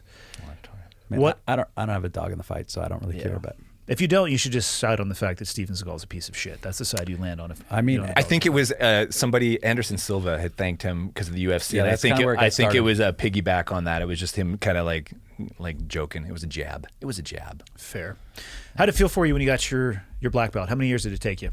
I was at Cobrina's from 2011 when he opened, about a month after he opened, and then 2017, so 6.5 years at his gym. I went in there as a blue belt, and I was teaching pretty much, after I got my purple, I was teaching pretty much full-time jiu-jitsu at my gym. I had a karate / MMA / I was just trying to find a venue to practice more and figure stuff out. So I was teaching what I'd learned and practicing with teammates. I needed rolling partners and built a business around that. And then, so I was on the mats all the damn time.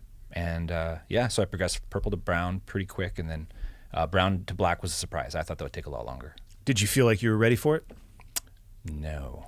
That's the most common sentiment I get when I ask people. And some people will say imposter syndrome, but I think it boils down to, well, I mean, okay, 100% imposter syndrome. To be honest, I feel the same way about the belt you gave me last night. I mean, The belt you earned? sure, but you also earned your black belt, and you're sitting there like, huh, okay. I think that's for most people. For I think people who have like a healthy attitude. I think it's normal to feel that and to kind of have that question like, am I really? Because like yesterday you were a blue belt, and now today you're a purple belt. I roll way different now. I haven't done any rolling since then, but I feel like I'm now going to be a berimbolo player. Berimbolo only. You know, except for the fact I don't know what that is. When I got, it took me 2 years from brown to black, and I competed at Worlds 2 years in a row as a brown belt, and competed in absolute, and you know, did other tournaments and stuff. And then when I got my black belt, I was like, but am I really a black belt? And so the first thing I did is sign up for Pan Ams and just go compete as a black belt. I mean,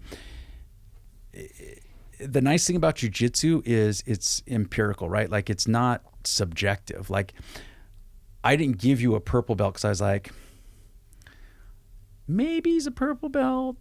You know, like I can sit there for a year and watch you roll with lots of different people. I can roll with you myself every week. And I've been doing this for 23 years. I think if I give you a purple belt, you're a purple belt.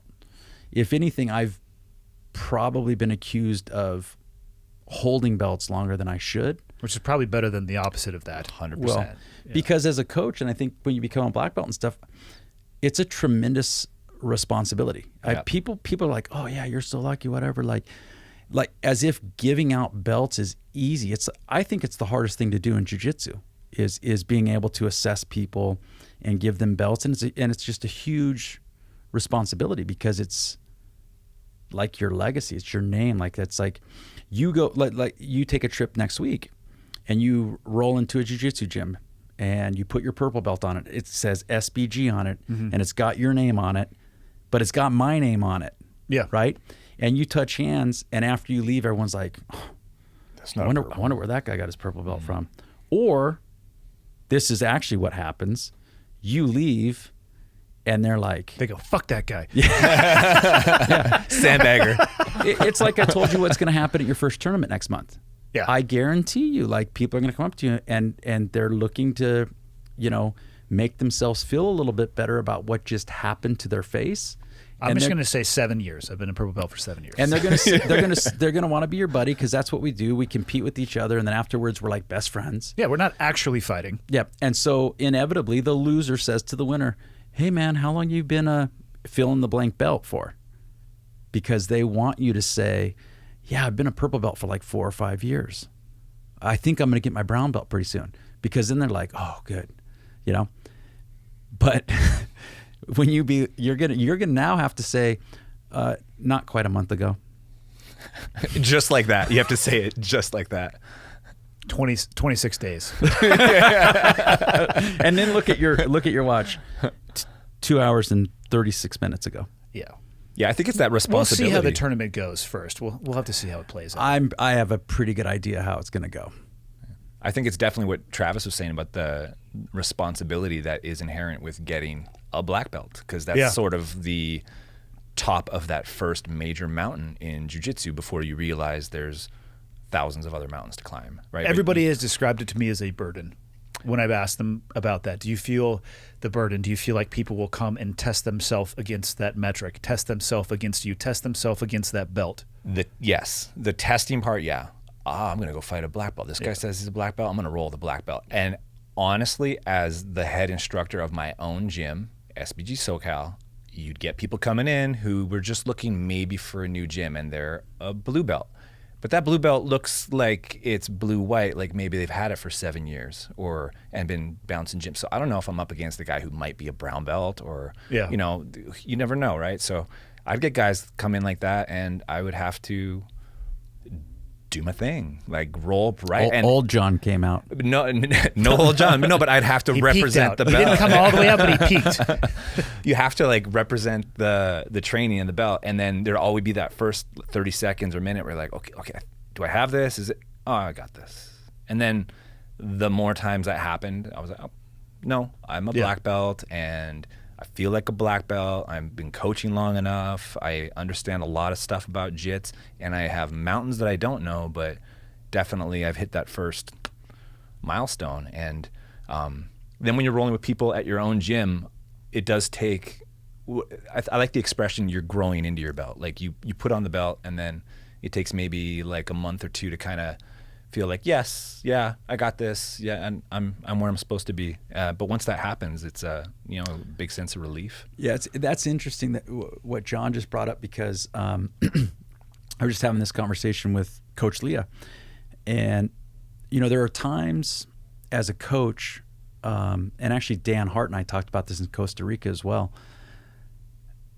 Sometimes you have a student where you're like, you know what? I think if I give them their next belt, they might grow into it. Versus if I leave them where they are and expect them to take their game to the next level where it needs to go, they may never do it. So there have been times, not often, but there are times where giving somebody that next belt is actually the catalyst for them taking on the responsibility and putting the effort into the places in their game where they might be deficient. And so that happens sometimes too. In your case, that wasn't the case, but there have been other people where that is the case. Yeah, we used to call it pushing someone up to their belt or pulling them up to their belt. Like you can either like, hey, you're on the path, we're doing it, or you drag them up and say, you're putting this belt on now, and ride or die. And I had an interesting conversation. I'll use a hypothetical name just to keep the guilty parties out of this. We'll hypothetically say it was Nelson. Okay. Going back and forth to Bozeman. We were talking about, and again, the combined experience between the two of us might be 5 years. So we're idiots, right? And we were talking about belts, but we were talking about it more from the perspective of listening to and watching other people and how they describe belts and how they are comparing them. I think we were talking about, well, is a black belt of an 18-year-old 200-pound athlete the same as a black belt of a dude who's in his 50s when he started and gets it when he's 60? Those journeys are different, but the belt is the same. And I think we both landed on the point where the most dangerous thing you could do is compare yourself to other people instead of your own journey. And again, we're morons, and we had hours to drive and talk about this. So I think we solved it, among many other world problems. I'm just gonna say what Travis is thinking. That was beautiful. Well, is it accurate? I think so. Because, I mean, honestly, the conversations in the men's changing room are awesome. They're amazing. Look, because they're all comparative in nature, but not with the person making the comment. It's comparative with this person or that person or this. Or like, they're frustrated. Why this person? This happened to me. Why? It's like, yeah, but could you kick your own ass from a month ago? Yeah, exactly. Exactly. No, I we just had our first hard spar in the Wimp to Warrior program, or halfway through it. And everyone's defeated afterwards and feels like shit, because up until then, everyone thought they were a fighter. Hypothetical. Until they had to fight, right? And I was just telling them, I was like, look, you're halfway through the program. Some of you are comparing yourselves to the people you were sparring with today. I said, but ask yourself this, like, could the person sitting on the mat right now kick your ass 10 weeks ago? If the answer is yes, which it is always, you have gotten better. Yeah. When we compare ourselves to other people, there's so many other factors, and it's not even important, because what we should really be interested in is improving ourselves versus ourselves, right? Like, it doesn't make any sense to compare yourself to anything other than the person you want to be versus the person you used to be. But it's easier to compare yourself to somebody else because you see them. Correct. And you can watch and judge, sometimes quietly, sometimes externally. Let it be known. And here's the thing about that, which I always find to be kind of insulting, is we assume that we're doing all the work, we're doing all the learning, we're doing all the training, and God forbid our training partners are also progressing at the same pace that we are. Or maybe one of them's actually progressing faster than we are. Or maybe my life allows me to train twice a week and your life allows you to train 5 times a week. And I'm like, yeah, but I've been doing jiu-jitsu for 2 years and he's only been doing it for a year. And it's like, his year in hours is 5 times as many years as my 5 years, right? You see what I'm saying? Yeah, the mat time is not the same. Nobody stops to think about that. Like, everyone's getting better. Everyone's getting better. So if you're comparing yourself to your training partners every day, you're assuming that they're staying where they were and you're the only one learning jiu-jitsu. It's a tough thing not to do, though. Of course. To sit there and just watch, especially even again, an Ironman setting, you watch somebody out there, you're like, whatever, I wouldn't have tapped to that. No, but that would never happen to me. Jiu-jitsu and all martial arts they appeal to our competitive nature and our desire to improve our ability to compete. I started learning martial arts because I was a weakling who would never fight back just because of how I was raised. I just didn't have Canadian, fight in me. so I mean, at your core, I would just say sorry for standing wherever I stood and rolling with people. Take the beating. Excuse me, I apologize. I say sorry a lot. Speed when I roll. dial I the U.S. do. military. I'm in trouble up here again, guys.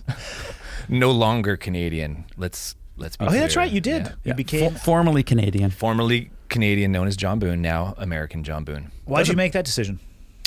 Time, baby. I've been here we got married in 2005. I probably could have got my citizenship in 2008, but the economy collapsed and I had to figure out what the hell I was going to do with my life. We just had a kid. Getting my citizenship, bottom of it. I'm Canadian. What, are they going to kick me out? Like, keep me around. It's fine. I'm paying taxes. So we just put it off. I had to actually renew my my green card, and it was $800, which was $100 more than getting my citizenship. And I was like, well, shit. Hashtag savings. I should probably just get my citizenship. So you made $100. Yeah. No, but it was I had to actually renew, and then you could only renew it for 18 months. I was like, what the? So I'm gonna have to do it again? I'm like, oh, I'll just double down and make it happen. And then COVID. So then that pushed the timeline, which is kind of crazy. I got a really good story about my whole immigration. If you want to hear it, it's actually a pretty awesome one. If you're going to open with, I have a really good story about fill in the blank, and then ask me if I want to hear it, that's rhetorical. I think it's a pretty good story. So we had an immigration attorney help us after we got married because I did not want to have any problems in the process. I'm not the best at filling out government forms, which I'm sure you're familiar with. Just you make a mistake, it pushes you back to the bottom of the pile. So we didn't have the $5,000. So a friend of mine had a friend who's an immigration attorney, and he only charged us like $2,000. And I was like, okay, cool, let's go meet this guy. First hint that maybe I shouldn't have been with this guy was his handshake was like a fish, like a wet fish, and Soft? And but he was an attorney, and I'm like, don't you shake hands all day long? Like in my head, that's what's going through. I reach out, grab his hand, and it was like a bag of wet noodles, and we're going. I'm like, Did he make eye contact while shaking your hand? yeah, but I tried to re-grab like it was my fault. The handshake was bad, but he wouldn't permit it. He withdrew the noodles, and so I was like, all I already right. have warning flags going Warning off. flags, right? And then he said, you're my first ice back. That's how he ventured into the first meeting. And we were like, oh man, have we made a mistake? And he was funny. He had a sense of humor, and so that was good. So he's like, I've never had a Canadian become an American. It's been all mostly like Mexican families, Filipino families. That's like kind of my specialty. So he's like, let's see how this goes. So we do the paperwork. We sit down, we finally get our appointment, and my wife and I go. We have like 10 photo albums documenting from the moment we met through our marriage. There was another couple sitting next to us. They had like three Polaroids. And I look at Jamie, I'm like, hon, I think we're ready. I think we're good. Like, I don't know what these people are gonna do. We finally get our number called. The attorney's there with us. He sits in the office. I'm squared up with a shorter gentleman, and on the wall he has an American flag, of course, but he's also got a myriad of other flags, and he was ex-military. He was a Vietnam veteran, and he was now doing INS work. And so he's my interviewer. And I'm sitting down, and I'm nervous as hell because this is the interview that's going to dictate whether I get to stay in America or not. And I'm already like, oh, shit, man, I do karate and I work at a mortgage firm. Like, you probably don't want me. You got a lot, you got a lot of me around here. So I'm just freaking nervous, and I look up at the flags, and I'm like, so do you know some Canadians? And he looks up over his shoulder, and he goes from like rubber stamp wielder and the gates of hell holder to flipping pages and rub. He's like, man, those Canadian soldiers that I hung out with in Germany were some of the best guys I ever. He talked about a hike he took up in the Himalayas with them, and they all cracked beers. The Canadians always had beers. He said, yeah. And he's rubber stamp, just all the way through the paperwork. The attorney said 2 things for the whole hour. He said yes, and I think that's all he did. And I basically had a whole conversation about Canada and his military service, and he shook my hand, and that was it. This was 2006. 2020, last year, right? Pandemic, yeah. I go to get my American citizenship. I sit down in a room waiting patiently to get my number called to go in for my final interview. It had been, 15 years, 14 years? I walk through a door, there's a man with a mask, totally different office, completely different building. I go to this little corner room office, and there's an American flag behind the desk and a little bunch of flags from other countries, and there's memorabilia from the military. And I look at this guy, and I'm like, I think this is the same guy No way. who intook me just for my green card. And I'm like, it can't be, it's not him. But I couldn't tell because he had the mask on. And then he's like, remove your mask. So I take my mask down, I put my hand up, I do my little oath, you tell me the truth, blah, blah, blah, blah, blah. I sign a little thing, and then he pulls out my file, and he opens it, and he stops, and he looks down, and he looks at me. He says, pull your mask down again. I pull my mask down, he looks down, he's like, I signed the paperwork for your green card 14 years ago. He's like, I've never done this. I've never made someone get their green card and then made them a citizen. And I was like, what, it's you? And we just, right from there, just right into that conversation 14 years ago. We talked about hunting in Texas.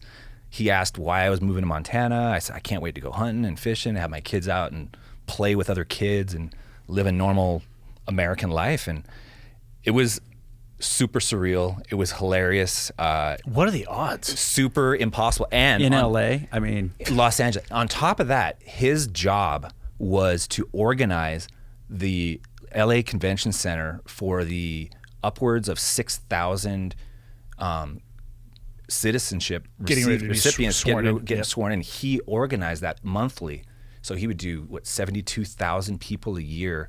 He'd have to have them, plus their families, come to the LA Convention Center and do that whole thing. But because of the pandemic, they stopped doing it. So the Please tell me you in- did it over Zoom. It was borderline. Yes. It was borderline. It was a little room with a monitor. It actually had Mount Rushmore and a video of all these people getting sworn in. I cried. It was cool. You could have left that part out, but I mean, everything else in the story was it amazing. Pretty awesome. He was retiring. He was 3 weeks out from retirement. That was it. So he was right at the end of the road for his journey, because the position he loved so much about doing the convention center stuff kind of came to an end, and he kind of wanted a little time to go hunting. And so had it been another 3 weeks or 4 weeks, that would have never happened. So That's crazy. yeah. How have you enjoyed Montana so far? Loving it. Yeah. Haven't even dipped my toes fully You hate into it. all this. You hate it. It's a horrible place with many and bad people who all look like they want to hurt you. It's not gonna work. The secret's out of Montana. no one should come here. The secret's already out. It's been out for 5 to 6 decades. Yeah, but because you constantly post pictures. the of United how States beautiful it is. belongs to us all. That's my theory. I'm going to start posting pictures of the ground of the parking lots. Just I'm going to post pictures of other places and just title it Montana. You can. Sunrise in Montana. Oh, that looks Beaches. a lot like the Portland Convention Center. No, that's the one in Montana. We'll give it time to explore the activities. We're just coming out of winter into spring, so my kids want to learn to hunt. They want to fish. They want to hike. I'm not 100% sure that they know what hunting entails. I have a hard time getting them to kill insects at home. So I said, look, you can kill beetles. You can kill a bear. I don't know if that's true. yes, Not I've never quite there heard yet. that. They both start with a B, so maybe that's a step in the right direction. I was trying to encourage them. I was trying to be a good dad. I think the I can reverse come might with be you, true. yeah. You could say if you can't kill a beetle, you can't kill a bear. Boom. But I don't think the inverse is You're- not necessarily true. You're right. I worded that poorly, and Yeah. I am still working on being a good dad. Yeah, It's a Well, you should try harder. work in Try progress. harder. Try harder. I know some people that we could link you up with who can point you in the right direction. Point me in that right. Good. Yeah. Good. Hunting is all fun and games until you have to field dress the animal. And that is where oftentimes the wheels come off the bus for people. It's more involved than they generally would think. I'm going to say that the only reason I feel like I'm mildly prepared for that is watching a lot of Meat Eater, and I appreciate how deep Steve Rinella gets into what's going on. They never stop and show the 4 hours or 3 hours that it takes of these experienced hunters doing it. Like, I know it's going to be just an absolute chore, the gutting but is easy. Yeah. The caping out and quartering up and getting, that's what takes hours. One thing that it doesn't show on the TV, though, be prepared, is the smell. Yeah. And it's not horrendous, assuming you don't get you puncture the gut sac. That is a dry heaving evolution at times, where you a little bit of cut and a little bit of Hey, anyone just swap out with me real fast and take over? So hopefully they don't have that first experience, because that could taint you. Yeah, when I first moved to LA, I needed a couple gigs to just get by, buy some groceries and stuff. So I was helping at my wife's preschool, and they had a refrigerator that had been on the fritz for 3 months, and the owner of the preschool was trying to get some of the gals to clean the fridge out, and it had baby food, lunches, stuff in the freezer. 3 months in the hot LA summer. So, hey, John, do you know how you clean that out? That you put it in a truck and take it to a recycling center. You place it on the opposite end of a catapult. Yeah. Yeah, no, that was the most death I've ever smelled, and it was that took a lot. That took a lot. That was a long time too. A lot of 406 or whatever that spray cleaner is, and is it 406? 409, 409. I was going to say 406 is our 406. Oh, area code. Yeah. I get it. Yeah. I was going to say that's slightly ironic. Boom.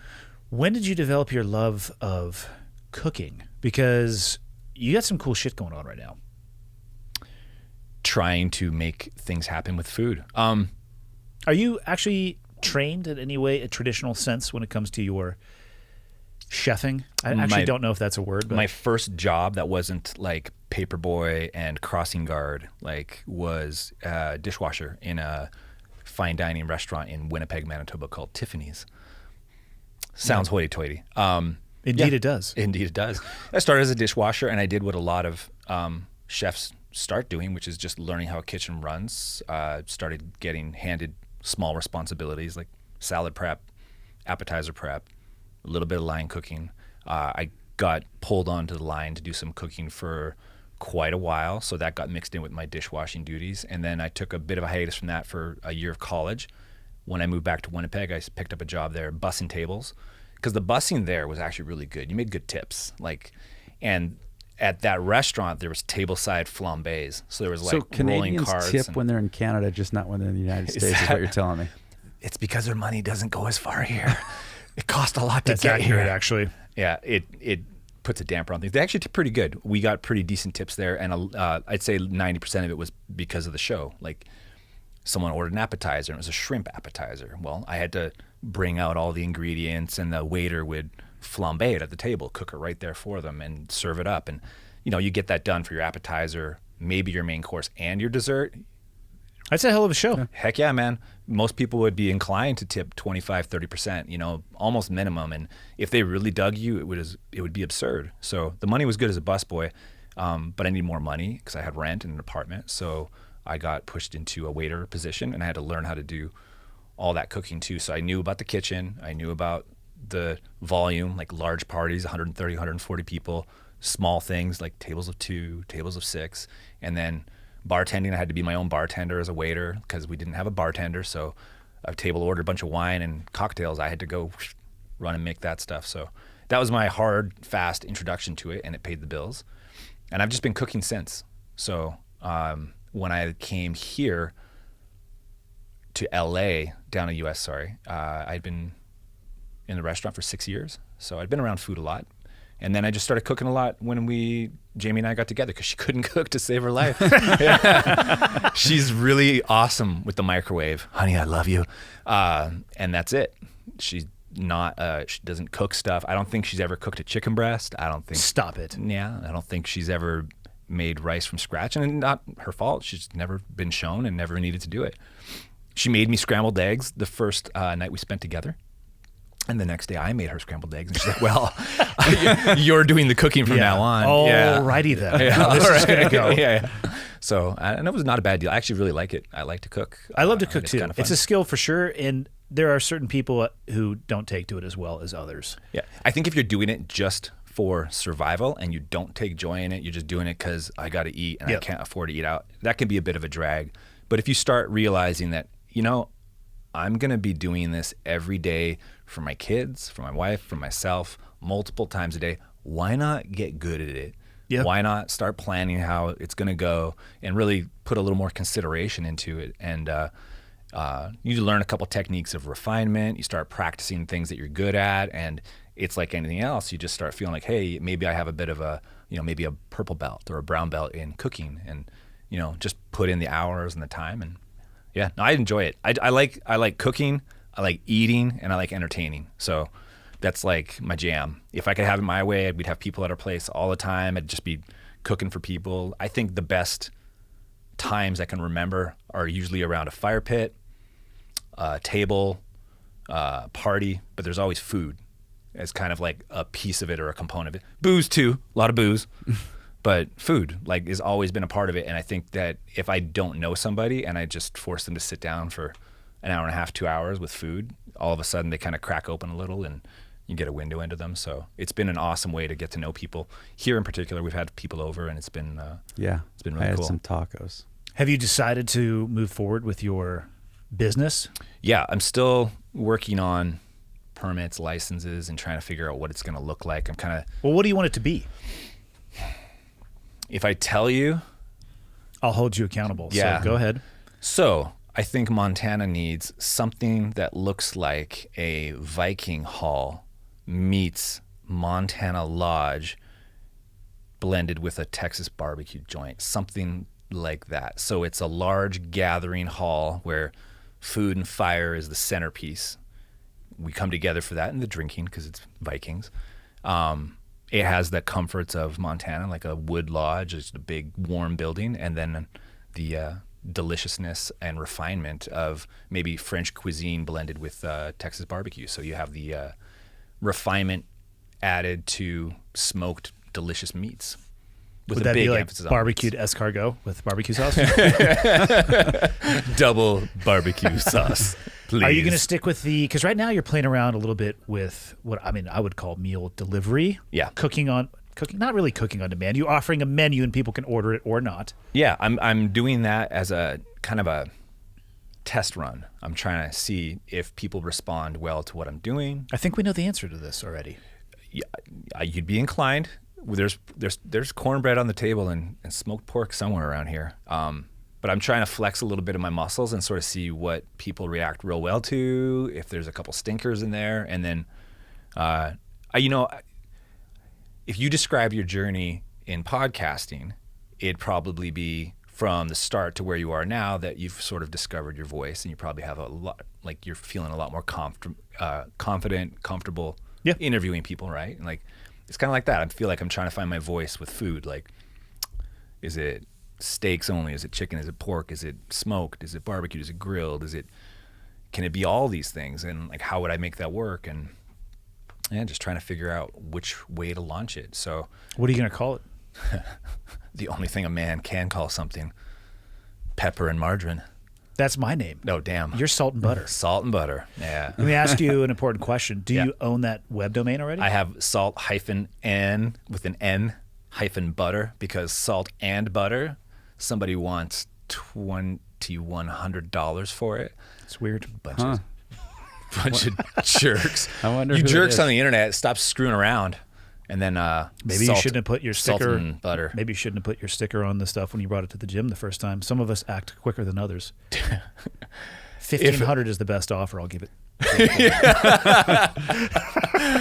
Andy Stump, do you own the domain? It's hard to say, but if you gave me $1,500, you might. I have $27 and pulled pork. I want a week of old John on the mats, and maybe it'll just show up in your inbox. I was like, damn, some jerk off's got this already, honey.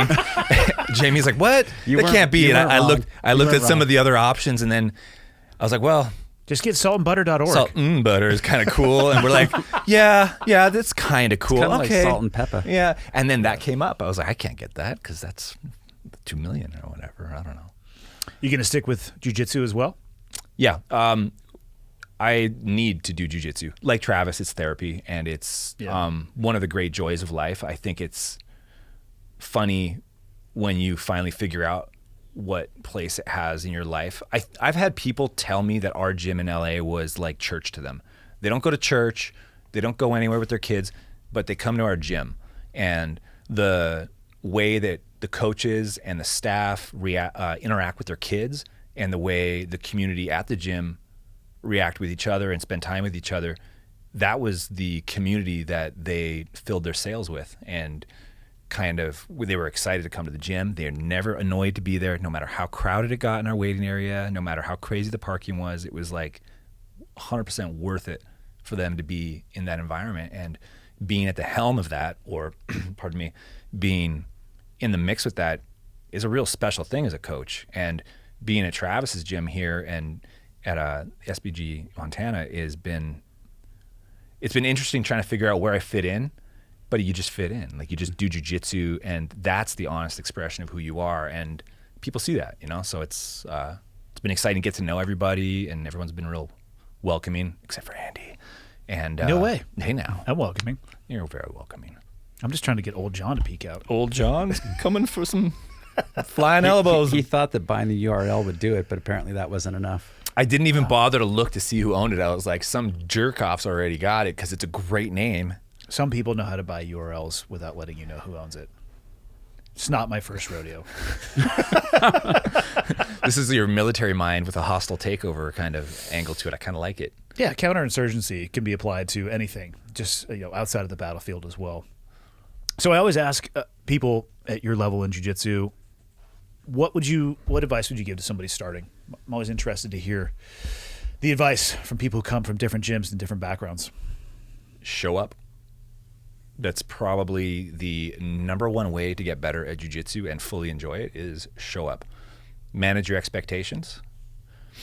I don't think a 40-year-old man should have the same expectations that a 18-year-old man has starting jiu-jitsu. So try to establish pretty early what your goals are and maybe write them down. Maybe tell your coach or the person who's taking you into the gym and see if they can keep you to task at that. But focus on fundamentals, man. I think that's the best part about SBG. I come from a different organization, and the reason I chose SBG was a lot of coincidences in one day around SBG through multiple people. Like, it came up 3 times in 3 different conversations, and I looked it up. I didn't know anything about Coach Matt. I didn't know anything about Travis. 2 years ago, I didn't know anything about SBG other than Conor McGregor. That was the only thing I knew. And who's that? Probably not the first person who only knows of SBG through Conor, through if we're that, being right? honest. Yeah, no. Yeah. There are plenty of people, and it was weird because once I read the Matt's landing page for Straight Blast Gym, I was like, damn, these guys have been around for a long time doing this. Is what I've always wanted to do. 29 years. Yeah. It'll be 30 coming up. 30 That's years. amazing. That's crazy. It's funny how I eventually circled to you guys, but I got there in such a weird roundabout way, but So was the camp in Niagara your first exposure to SBG? Because I actually met you up there. You taught that section with that asshole pass. Was that you teaching? Asshole pass. Wait a second. Where you take your arm and you stuff it behind their back. I think Ben Power was teaching that. Was Maybe. that Ben? I don't know. Australia? I didn't get to teach that one. No, I was just there to meet. It was an hang Australian out. guy. That Yeah. was, I think that was, for sure, it was my first time meeting Jon in person. I think that was your first time really coming in contact with anybody in person, wasn't it? I flew into Portland to meet Matt. Oh, that's right. 'cause Like a month and a half earlier. Matt called me about you because you and your family had come and you stayed for like a week or something and trained at the gym there. That's right. Yeah, no, SBG, the Niagara camp was my first time to meet all the other coaches, which was really awesome because they were super cool. Rory Singer's hilarious. The pair of them, well, first off, do you think we'll ever do a camp again? I mean, are they talking about it for this year? Yeah, I mean, we're working on it all the time. And for clarity, the SBG camps, they're open to anybody. right? Oh, 100%. I want because people ask me about that too. I'm like, well, I don't have an SBG near me, and I don't think that should be a limiting factor. No. We get people from outside the organization attending camps. We get black belts from other organizations attending camps all the time. Okay, cool. All the time. We've actually, Costa Rica is an option. Like I've got that resort figured out now. I've got the location figured out. That's on the table. If Nevada can't get their stuff figured out, because that's where the last camp was supposed to be, April 2020. I was so stoked for Reno. That was and we had a killer coaching lineup. We had I think 150 people already prepaid and registered for that camp. And God, that's rough. But worst comes to worst, we can do a camp in Montana. We're open for business. So I would like to do it in Nevada. I think Nevada would have been great. The resort that we were going to have it at had lots of stuff for the family. So it's very family friendly. Yeah. But man, Costa Rica, I'm serious. I'd like to just buy a house there and live there every February. That was a hell of a trip. It was great. And, the resort is super affordable for people, and it's walking distance to the gym. And I think a camp in Costa Rica should happen for sure.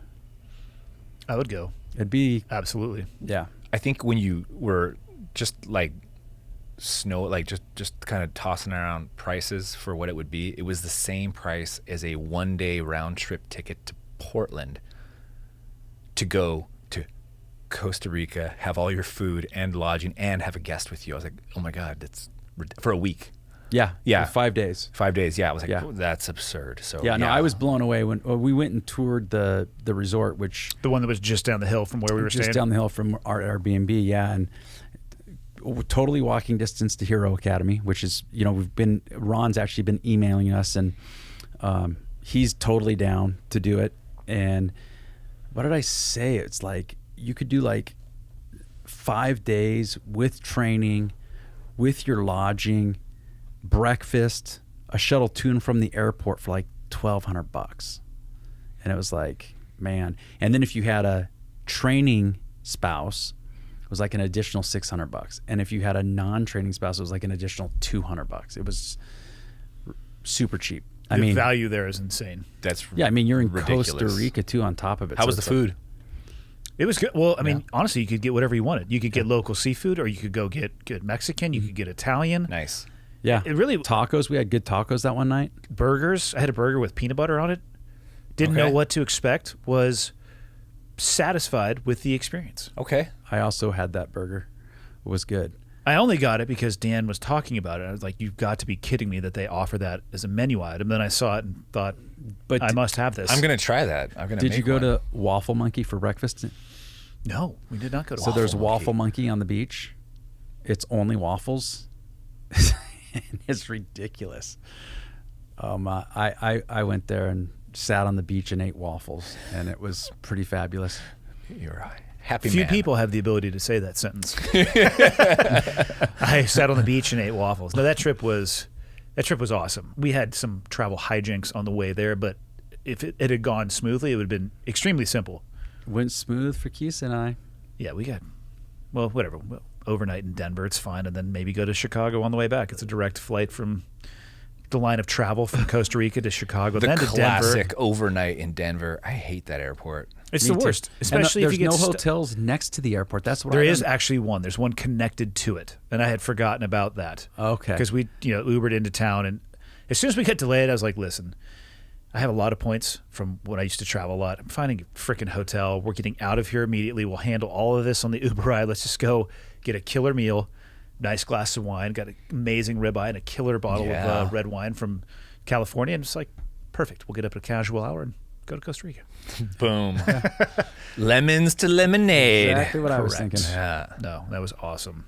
We should actually eat some of this food. So I'm going to let you guys have the closing thoughts. We've been at it for almost 2 hours. Travis, congratulations on your purple belt. Yeah, man. Thank you. We didn't really even talk about that, but that's an awesome achievement. I mean, it's jiu-jitsu's hard.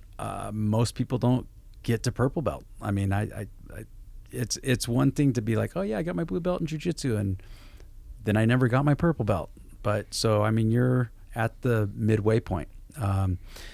I just want all classes to be like that comp team you did last Sunday. 2 minutes of fighting to the death. It was the best, John. I'm sitting there. People are dying. I'm just like, can we do this every class? Travis like, no, I'll be broke. Yeah, no. I still have to make a living. At the end of the day, I have to still make a living. But every Sunday, that's why it's called comp team. I love that positional sparring, though, starting from there and putting those limits. I think that's huge. It's so key. And I think that's what's missing from a lot of jiu-jitsu schools is it's like, okay, here's a bunch of techniques. All right, let's roll. And you just don't see that like in a wrestling room or at the Olympic Training Center for judo. Like if you go in there, you're going to see positional sparring. Like it's not going to be, let's just flow wrestle. Mm-hmm.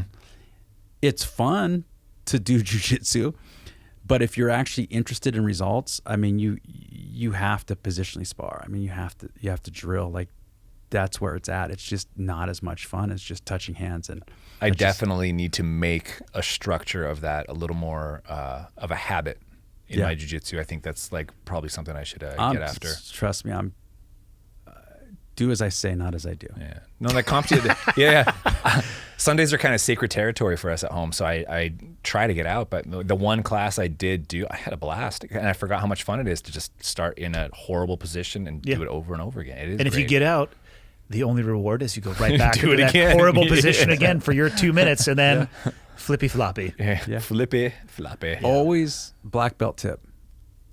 Whenever there's an option to start in the worst spot, take it. Because then you get to be on top when the guy's a little tired. and now you know how hard he was going to go on you. Yep. And so you can respond appropriately when it's your turn to be on top. And potentially go completely over the top and ruin their life. But that's just the way I think about things. Going bonkers. Yeah, congrats on the purple belt, man. Thanks. That is a big deal. You are a hard man to sub. I don't know if that's a good thing or a bad thing. That's an excellent thing. What is survival? I was talking. Escape. I was talking about at the Whitefish location yesterday.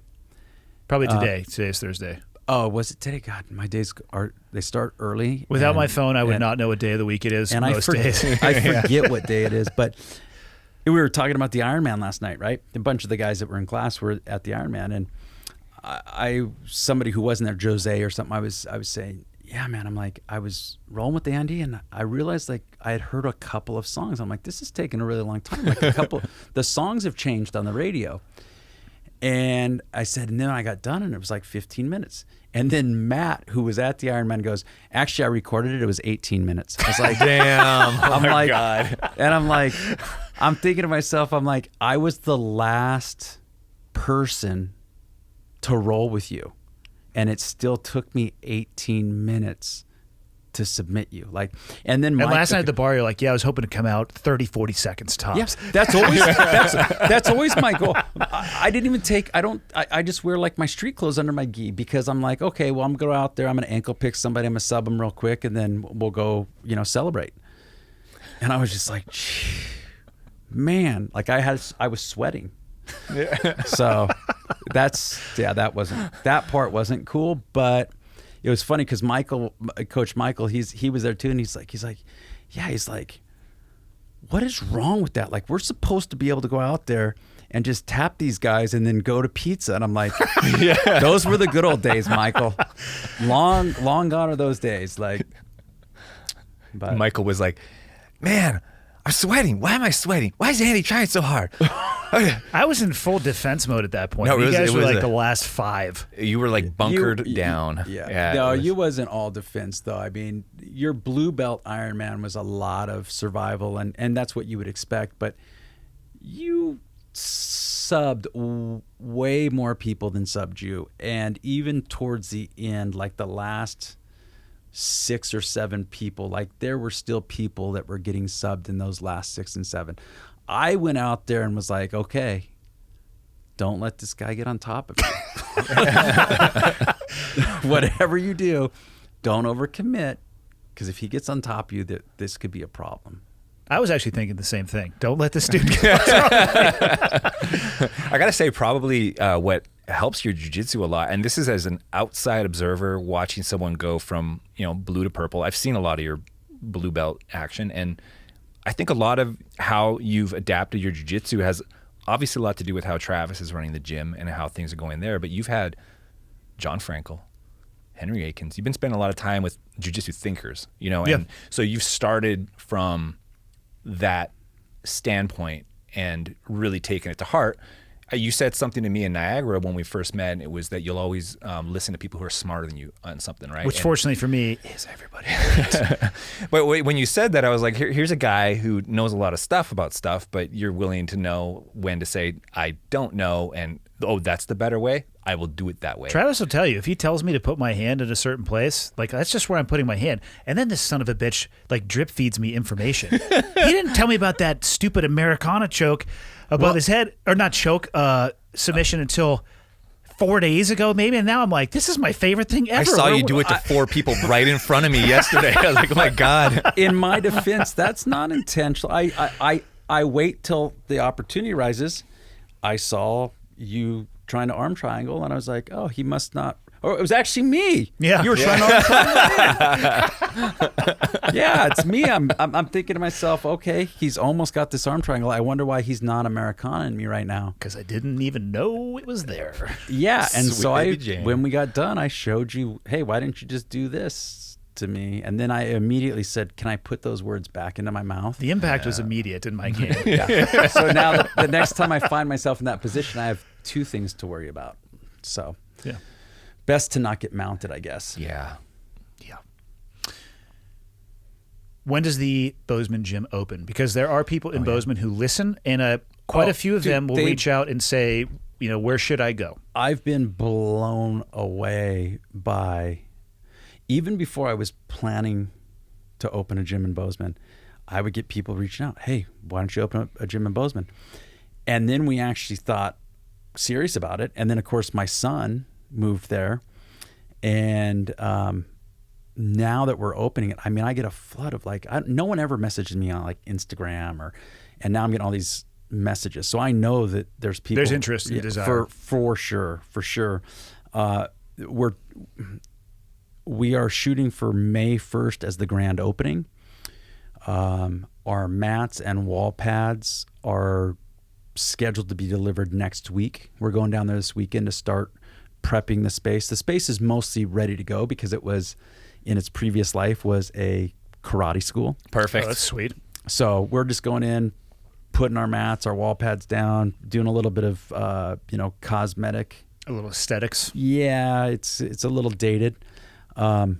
Great space. It's got showers, got changing rooms, got a good front desk, and it's got a nice big.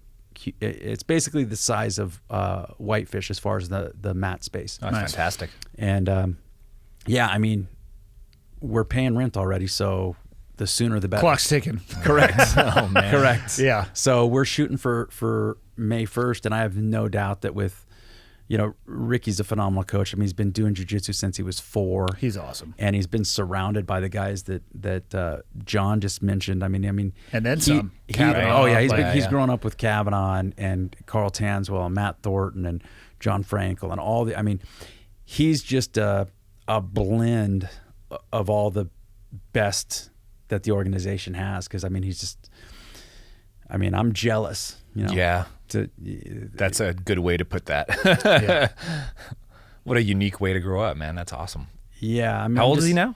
He's 19. He'll be 20 in November. And I'm thankful that him and his sister have a passion for it, because I would never, force that upon them, but it's just been really a blessing to have them take advantage of that opportunity and then have it be something that they clearly enjoy. Yeah. They definitely both do. And they're both absolute savages. Oh yeah. I mean, for sure. When Ricky moved and when Stella moved too, actually when they both moved, because they were 2 of my best coaches, kid and adult, I can't tell you how many adults I had come up to me and be like, man, Ricky was the best coach to me. And I'm like, I'm the best coach. Obviously. You mean other than myself. Yeah. And they're like, no, I love the way he's so detailed and the way he breaks things down and he just understands it so well. I'm like, well, yeah, if you started doing jiu-jitsu at 4 and all of your vacations were around seminars and tournaments, and I mean, he had access to everything. Yeah. And him and his sister both, I mean, not only have been doing jiu-jitsu forever, but they've competed more than anybody I know. Every single year from the time they were 4, I mean, Wow. they were traveling all over. I think they've competed in every tournament. I mean, it's just, it's really cool. Like I said, it's cool because I love it so much, and I never forced it on any of the kids. I encouraged it. Obviously, I think that has value. But for those two, it was just like, man, it was their jam. It's a cool legacy to pass on as well. Yeah. Well, I mean, at some point here in the near future, 4 out of the 6 Davisons will be black belts, which is another thing that's pretty crazy to think about, like to have 4 Brazilian Jiu-Jitsu black belts in the same family. So I thought it was cool. And my brother and I both were black belts because that's fairly uncommon. Mm-hmm. And then my wife got her black belt, and, you know, with Stella and Ricky, it's just a matter. I mean, they're less than a year away. It's kind of awesome. That is killer. Gentlemen, are you ready to Awesome. eat? Yeah. I've been ready to eat. Perfect. Thank you for your time. Thanks for having us. I appreciate it. Right on. See ya. Thank you again to Duke Cannon for supporting the podcast. Pick up a stick of Duke Cannon Dry Ice Cooling Antiperspirant. It truly feels as refreshing as jumping naked into a frigid lake, which I haven't done and I don't want to do. Thank you again to Duke Cannon for supporting the podcast. Remember, you can pick up a stick of Duke Cannon Dry Ice Cooling Antiperspirant, and it's going to feel as refreshing as jumping naked into a frigid lake without the risk of frostbite to your balls. Visit DukeCannon.com and use the promo code ClearedHot2021, all one word, all uppercase, for 10% off your next order. Free shipping with orders over $20, and a curated selection of Duke Cannon products are also available at your local Target. See y'all next week. Understand the west bank of the river? That's A firm, west bank. It gives me hell. Still give it to me in the grove. Okay, one's in from the north. I've got the west bank of the river. Two's going to give it to you in the grove. Roger, give me that gun run. Right along that bag, baby. Ladies and gentlemen, thank you. Thanks for taking the time to tune in, whether you're listening on an audio-only platform or you're watching on YouTube. I appreciate that you take the time every week to tune in. People ask me a lot, what can they do to help me spread the word? And the answer is actually embedded in the question. The biggest thing you guys can do to help me, if you enjoy the podcast and you think it would be helpful to others, is subscribe and share it with other people. And if you have the time, go on to Apple Podcasts and leave me a rating and a review. If you think the podcast sucks, tell me it sucks and leave a 0-star review or the lowest stars possible. If you have a question, comment, or suggestion, you can go to clearedhotpodcast.com. And there is a contact me button right there, which will land in my inbox. And the last thing, if people are interested in helping out, what you can do is fly the old flag. And by that, I don't mean an actual flag, because I don't have any of those. I'm talking about t-shirts or sweatshirts or hats, whatever it may be. Again, clearedhotpodcast.com. Click on the shop tab, and hopefully something in there looks like it would be an item you would like to wear around town. And then you can tell people what it is when they ask you. But that is it. The biggest thing I can say is thank you. I truly appreciate it. And until next time, see you.